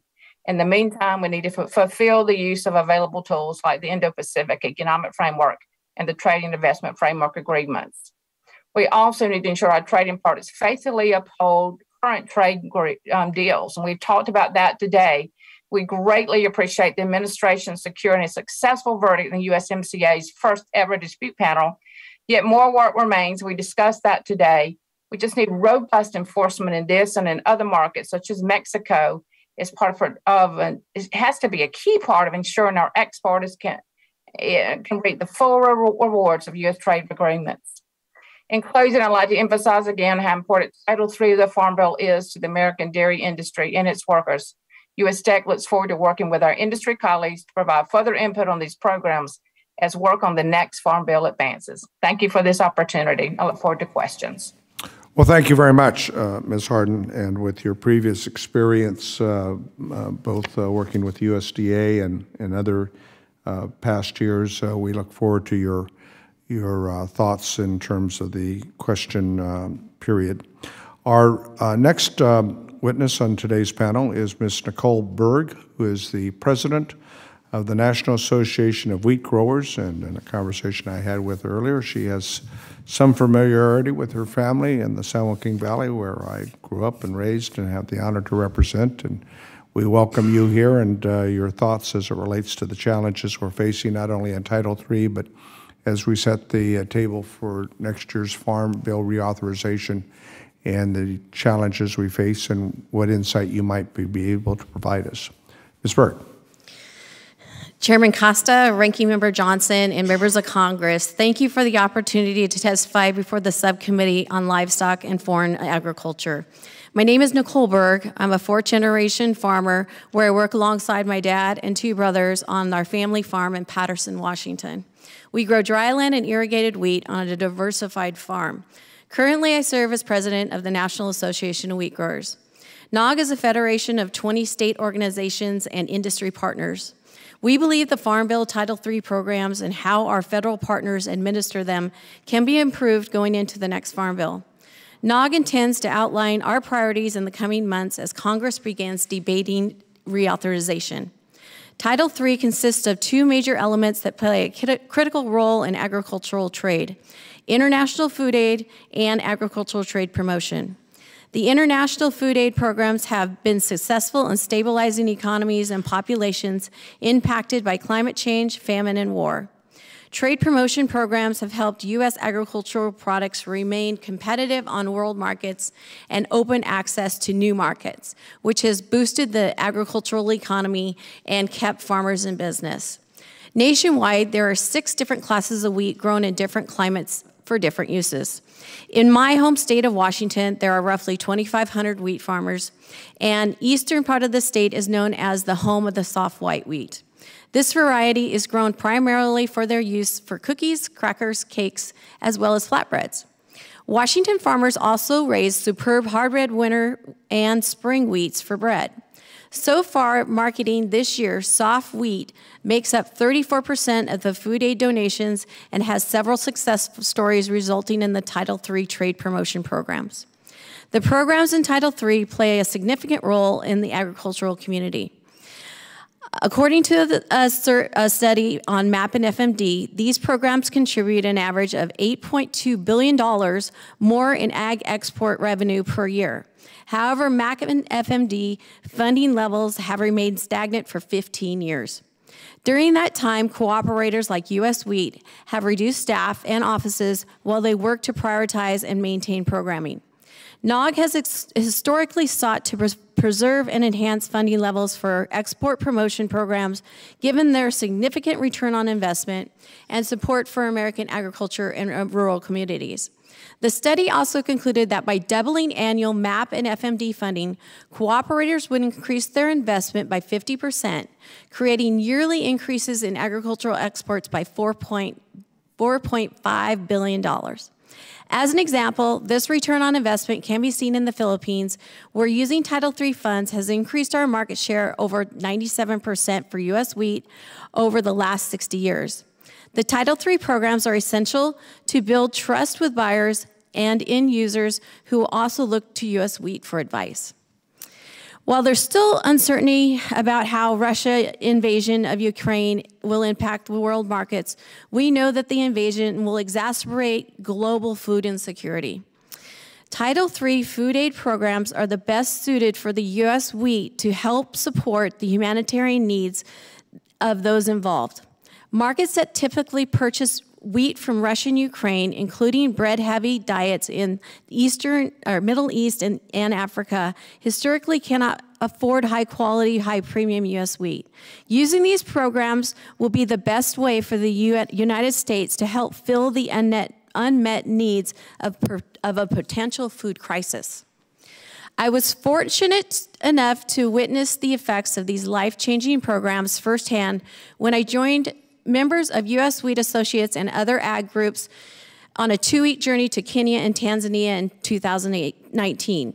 The trip was funded by export market development programs, toured the Kakuma refugee camp in Kenya, where the World Food Program is feeding more than 200,000 residents from 9 countries, with over half of their food supply coming from the United States. A man I met there named Nelson expressed they are always happy to see high quality of U.S. food they receive. We also visited the World Food Program's office in Mombasa, Kenya, where is one of the largest ports in Africa is located. Through this port, the World Food Program supports feeding programs in multiple African countries, all of which receive regular U.S. food shipments. This is just one example of life-changing impact these programs have made and certainly changed my life. As the committee continues to have these hearings and reflects on programs authorized under the 2018 Farm Bill, I look forward to working with members of the committee, their staff, and other witnesses here today to help craft a farm bill that enhances trade and help deliver American commodities to populations in need. Thank you again for the opportunity to testify before the committee today. Well, we thank you, Ms. Berg, and for your testimony and your background and experience. That's Eastern Washington State that you farm in? It is. Terrific. Our last witness on this panel wins whatever prize we can award this individual for testifying for the longest distance. Dr. Arif Hussain is the chief economist of the World Food Program, and he's joining us today from the Democratic Republic of Congo. So, Dr. Hussain, I don't know what time of the day or night it is there, but we really very much appreciate your taking this opportunity to inform us on the challenges that we are facing with world hunger in the areas that we're very familiar with, and the new crisis that we've spoken about this morning with regards to Russia's invasion of Ukraine and the additional impact it's having on food supplies. So your thoughts and comments will be very much appreciated this morning. What time is it there, Dr. Hussain? Sir, good afternoon, sir. I'm just on my way. I was so concerned about the connection that I postponed my leaving till tonight. Oh. So I'm still in Rome. Well, in Rome, that's still the longest distance, I think, for today's witnesses in terms of testifying. But what time is it in Rome? Sir, it's just after 6 p.m. Well, we thank you. Please begin your testimony. It's 5 minutes, so I think you're familiar with this process, and we look forward to hearing from you. Thank you, sir. Chairman Costa, Ranking Member Johnson, and distinguished members of the House Agricultural Subcommittee, thank you. I greatly appreciate the opportunity to brief the subcommittee on the United Nations World Food Program's efforts to assist ever-increasing numbers of people with food assistance. Today, our world is not moving towards, but away from zero hunger. And the cost of humanitarian response is soaring while resources are more constrained. But first, I want to thank members of Congress from both sides of the aisle and both chambers for their continued support of the World Food Program. The United States is our largest partner, and we share an important history that dates back to the organization's very founding in 1961. The United States is our largest donor, and we deeply appreciate our partnership with the American farmer and agribusinesses. The quantity and quality of U.S. commodities is invaluable to our operations, and it is critical to our efforts to save lives, but also change lives around the world. Last year, The United States provided a record $3.86 billion to World Food Program, and a significant portion came through programs under the jurisdiction of this committee. As share of value, United States in-kind donations constituted 17% of WFP's total food procurement in 2021. We are very grateful for the commodity support we received through Title II emergency programs and the McGovern-Dole school feeding program. While WFP has increased its cash-based assistance portfolio in recent years, that does not mean that food transfers have become any less important. In fact, WFP benefits from having a balanced toolbox of food assistance modalities. We offer cash-based assistance where supplies are ample, markets are functioning, and inflation is under check. And we provide in-kind food assistance where markets are disrupted, food availability is limited, and inflation is a concern. Sir, the war in Ukraine has underlined the importance of in-kind assistance as well, which has a critical role in responding to domestic supply shocks that may soon be triggered in countries reliant on grain imports from the Black Sea region. Indeed, we cannot adequately speak to the current global hunger crisis and the importance of American food aid programs without addressing the conflict in Ukraine, which has global repercussions for food insecurity. It has caused deep upheaval in global food and energy markets. Steep rises in international prices for basic staples, fertilizers, and energy echo those last seen in the high food and fuel price crises of 2008 or 2011. But today's price hikes are perhaps even worse, because previously we did not also have to deal with COVID-19 or wars in Ethiopia, Yemen, Syria, and Northeast Nigeria. Sir, in 81 countries where WFP operates, up to 276 million people were already facing severe hunger crises or worse conditions. Now the Ukraine war would easily push another 47 million people worldwide into acute hunger. This means that up to 323 million people would become acutely food insecure just this year.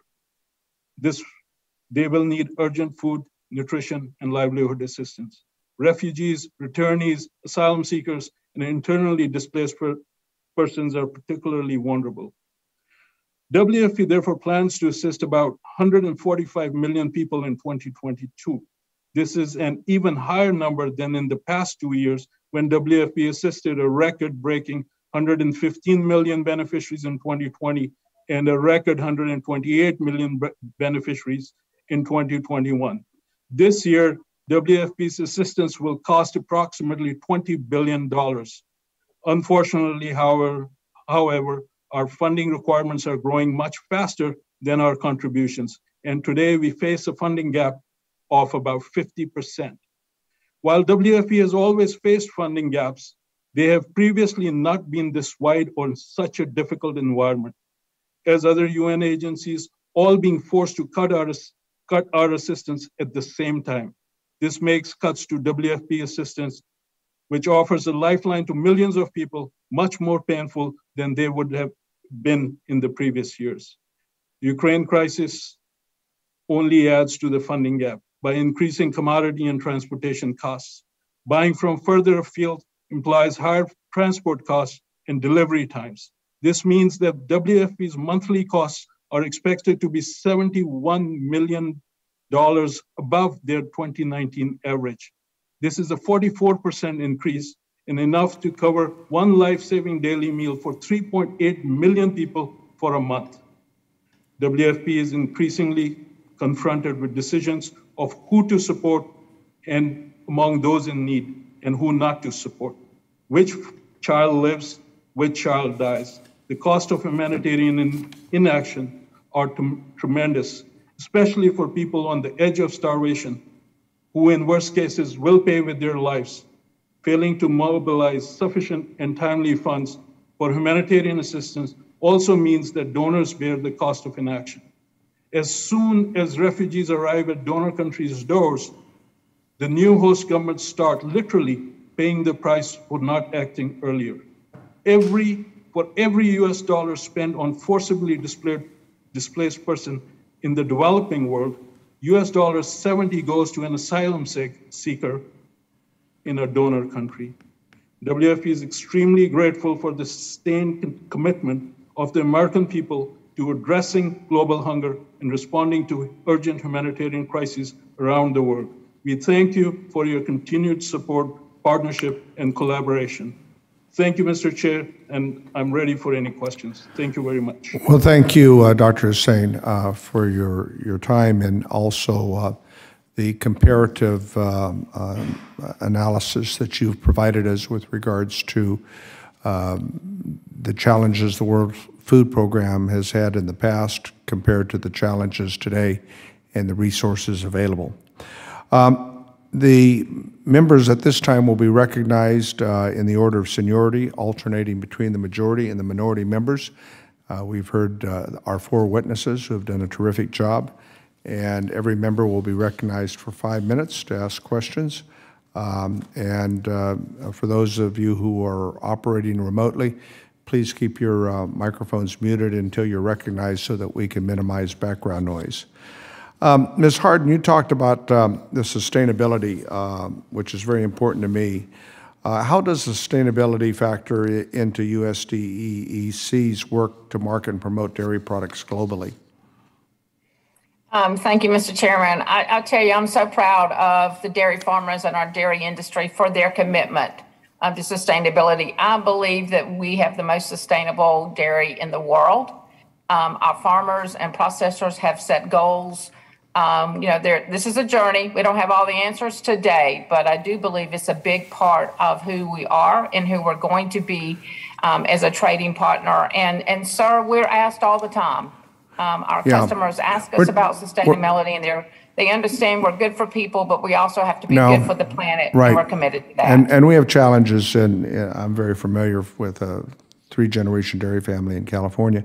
We have a kind of a bit of humor that we use oftentimes, and this relates to the famine and the shortage of food products that we're anticipating. That what do dairymen do when prices are up? They produce more milk. What do dairy folks do when prices are down? They produce more milk. I'm not sure that model works anymore, but I know there's a lot of production in powder, and I'm wondering, as I said earlier, you may have heard, commodities that we have surpluses of. I'm wondering what your thoughts might be on how this dry powder can be used, which is easily, it has a long life and it can be used for protein in areas where we're having hunger and food shortages. Oh, most definitely, sir. And I love your anecdote. That is one I've heard my whole career in dairy. I believe we can be a big part of helping with malnutrition and hunger. Dr. Hussain can verify this, but I was told that some of the biscuits that are going to Ukraine do include skill milk powder in them, and I believe there is more opportunity for the U.S. roughed products that have such high protein, high energy. I believe dairy can play a bigger part. Well, let's take a look at that. Ms. O'Keefe and Ms. Berg, CRS is requesting full flexibility for non-emergency and Title II Food for Peace programming. This would mean that all of the non-emergency Title II funds could be used in cash vouchers instead of commodities. Can you walk us through CRS's rationale behind this recommendation?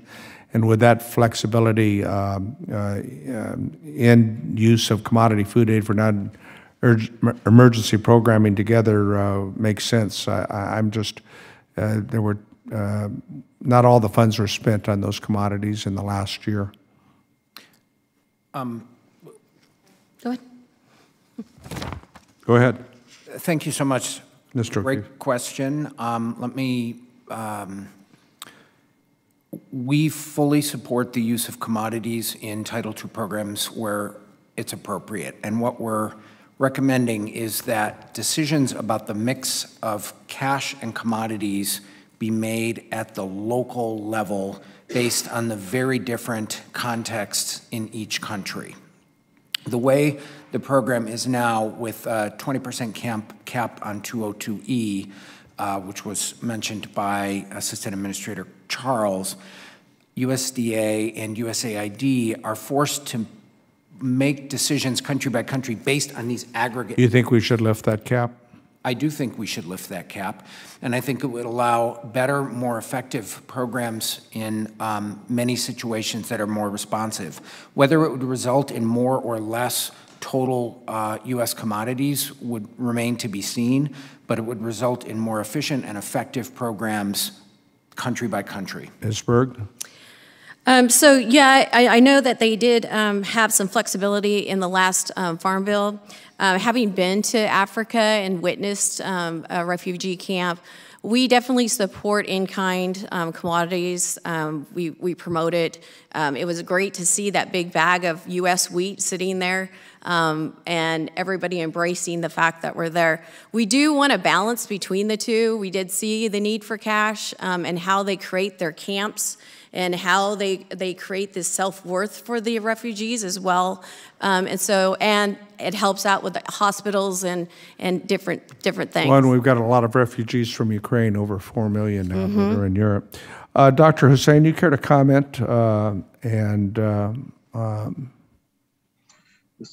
Sir, I agree with both. I mean, essentially, it is about having the in-kind assistance, in-kind commodities. There is space for that, but also you would need the cash base on the additional cash, because what it does is it helps for people to keep their food, because sometimes people will have to sell their food on discount to get to other basic necessities, maybe health stuff, maybe school stuff, maybe something else.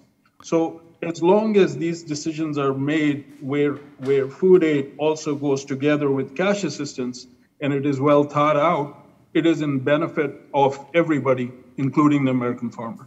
Yeah, I don't know if my time has expired, but quickly comment. The previous panel talked about our efforts to cooperate with the European Union and the initiatives that are going on as a result of this invasion of Ukraine and the impacts.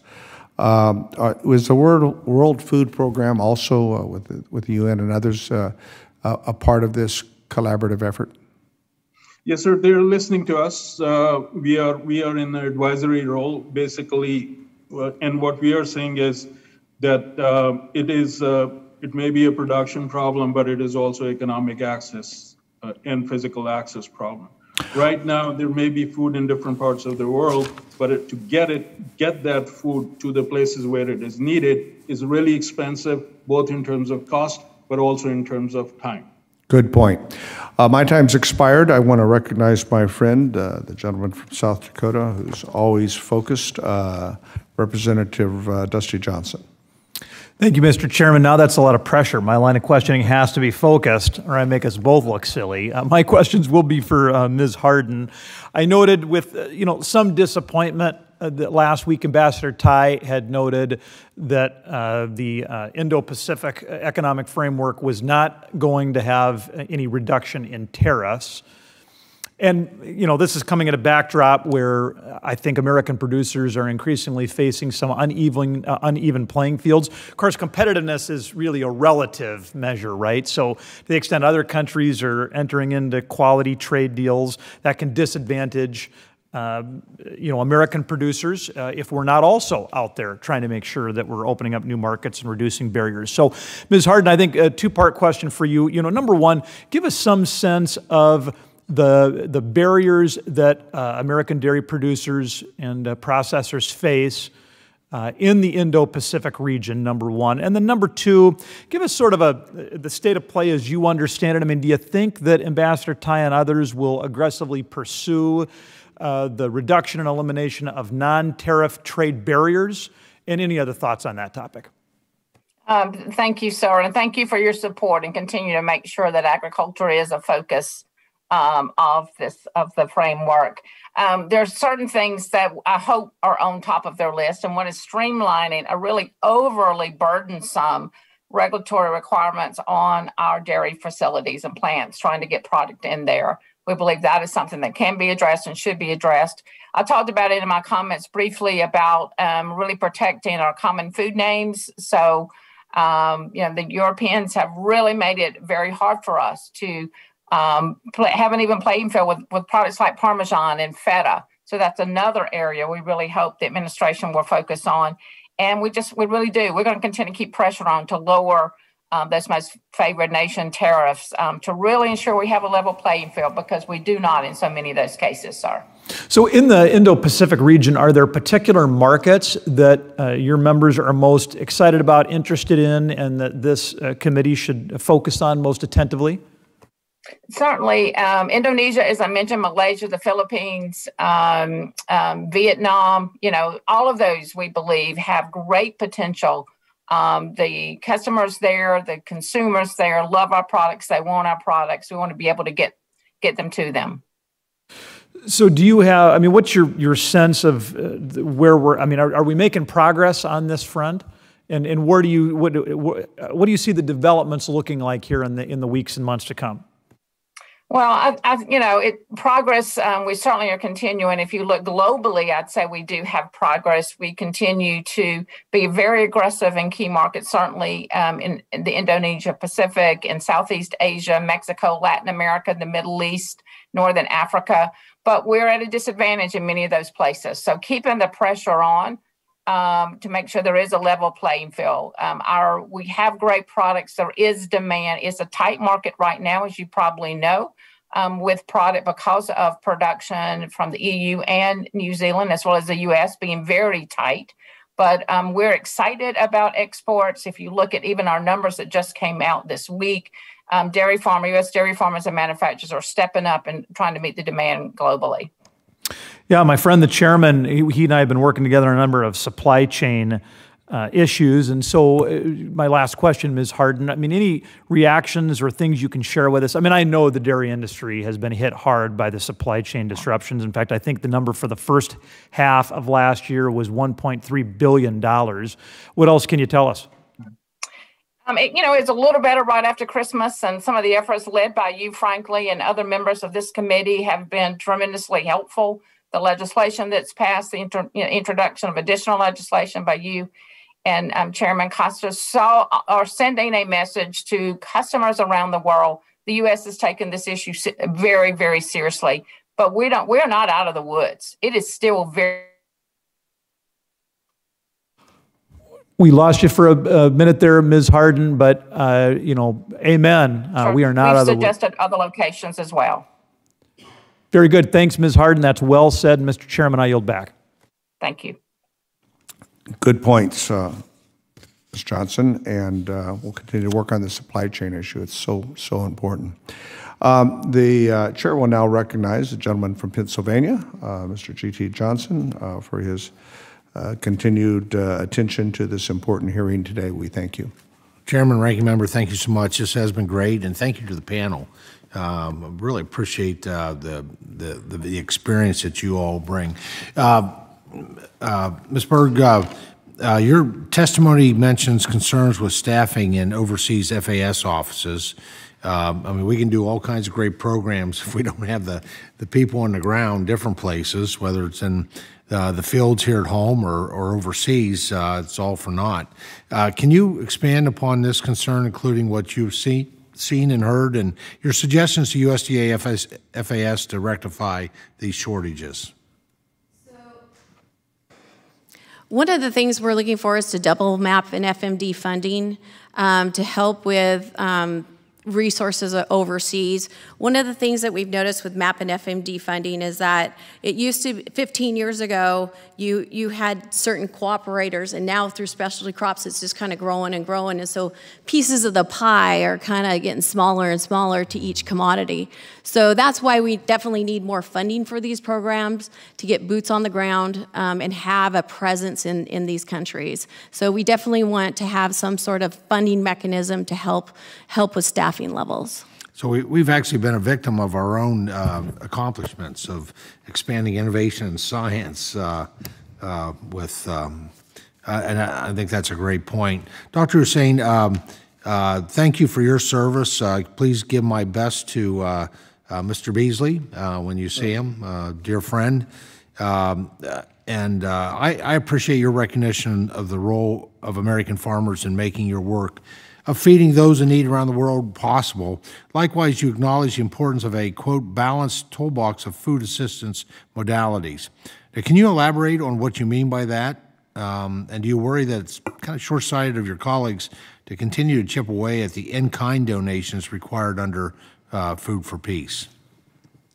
Sir, what I mean by that is that if you go back about 10 years, the cash-based programs were a very, very small part of World Food Program, which was about $210 million.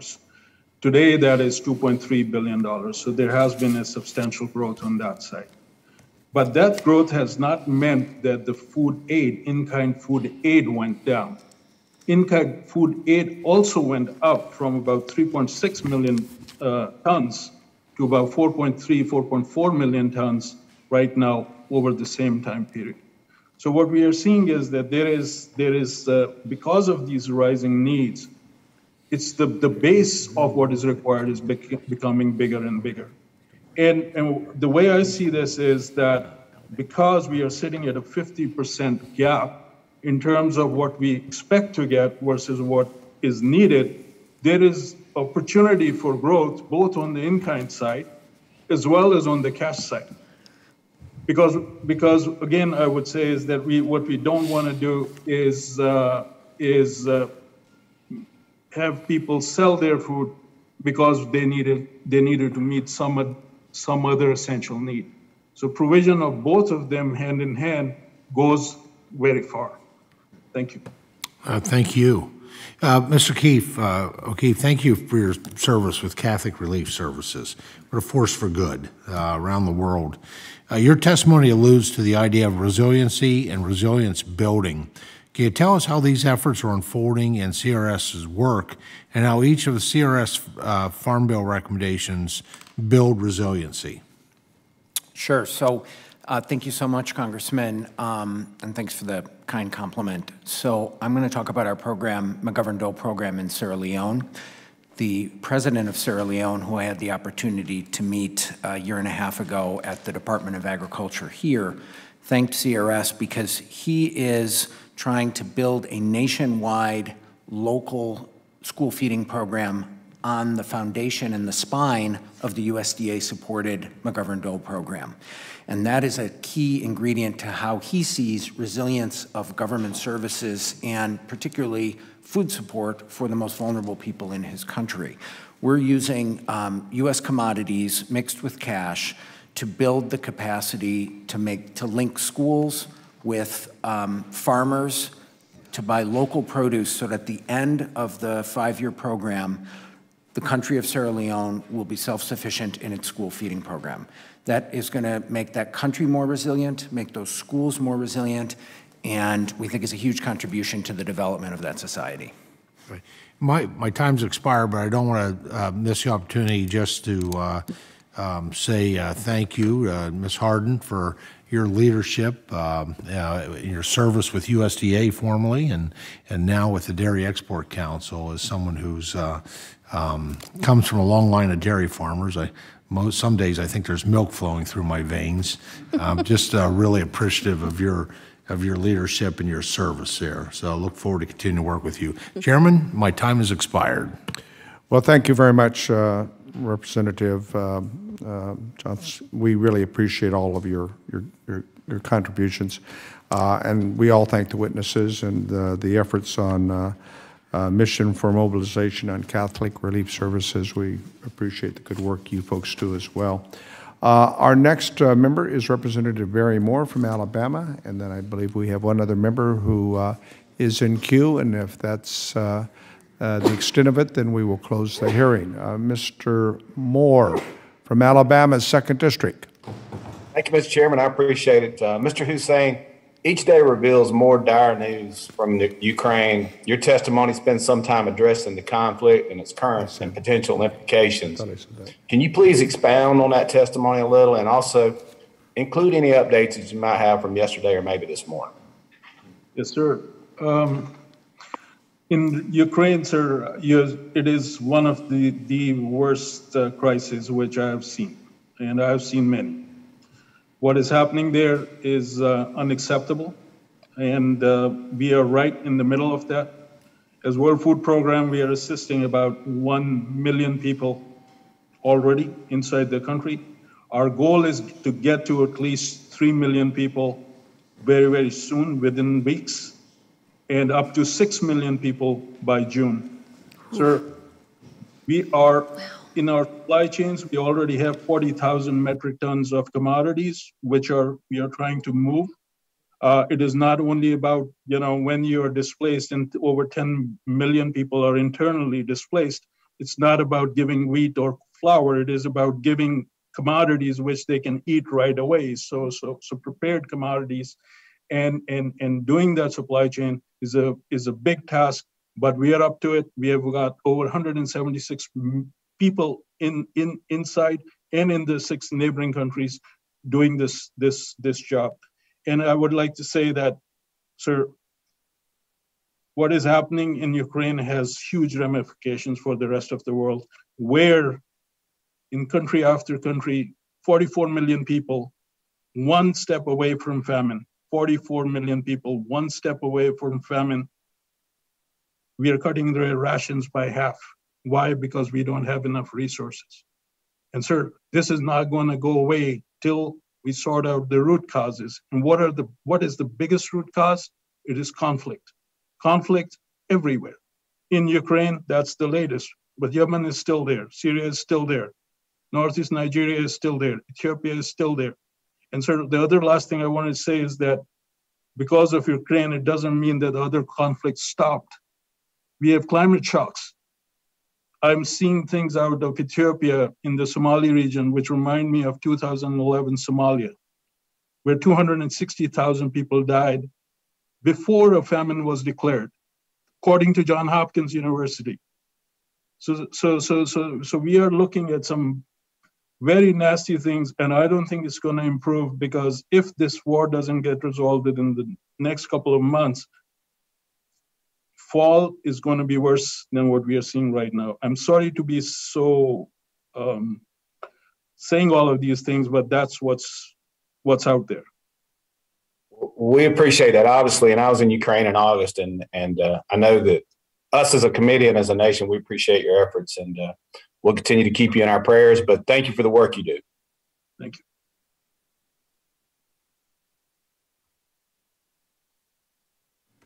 Gentleman still has time on the clock unless you yield the balance of your time.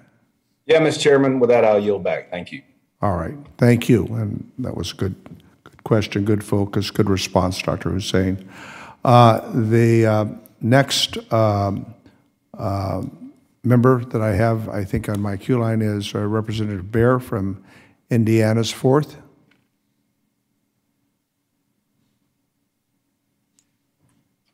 Thank you, Mr. Chairman. I really appreciate you holding the second part of this panel in this hearing. My first question really goes to Ms. Harden, and it deals with the fact that Ambassador Tai recently stated that free trade agreements are a 20th century tool, and our competitors, notably the European Union, are forging ahead in securing preferential market access for their agricultural producers through comprehensive trade agreements. So, Ms. Harden, are you concerned about where we are in making those kinds of trade agreements and how that impacts American-produced products? Yes, sir. To be perfectly honest, I believe we have to use every tool available. We do feel like we're falling behind. Our largest competitors, as I mentioned earlier, with the EU and New Zealand, they take full advantage of all of the tools, and I believe we just have to as well. We know we have good products. We know we can be competitive, but it has to be a level playing field. So everything that can be available, we actually need to be using, sir. You know, I really agree with you. One of the things that we have in our favor, in addition to being able to really get products to other countries, is we really have high quality products. We have an ability to produce, and our farmers and ranchers can really be proud of that, and we can be proud of our products moving overseas. I guess I might change direction just a little bit. And Mr. Hussein, you know, the World Food Program, I think, is a critical partner for the U.S. in getting food into the disaster zones and delivering longer term assistance through USDA's McGovern-Dole Food for Education program. Can you tell us a little bit about your success in using these nutritionally dense U.S. Grown food in your McGovern-Dole projects, like fortified rice, corn spy bran, and dry beans? Give us some idea how successful those programs are. Sir, we are, in fact, McGovern-Dole, we are proud partners of that, of the 40 or so countries where it is helping school children. We are in 10 countries. So about a quarter of countries we are working with McGovern-Dole. And that itself says, you know, we do that because we believe in it. We see, like Mr. O'Keefe was saying, we see the value of the child providing that nourished meal, not only as something which is for the child, but it is for the community. And that bringing in the community support on that side, starting giving this, you know, putting essentially the seeds for that is critical, because then communities can take over, they can build. And I think this is the real value of McGovern-Dole initiative. And the more we can do, the better it is. And the other thing, sir, I would suggest is that we are present in 80 countries.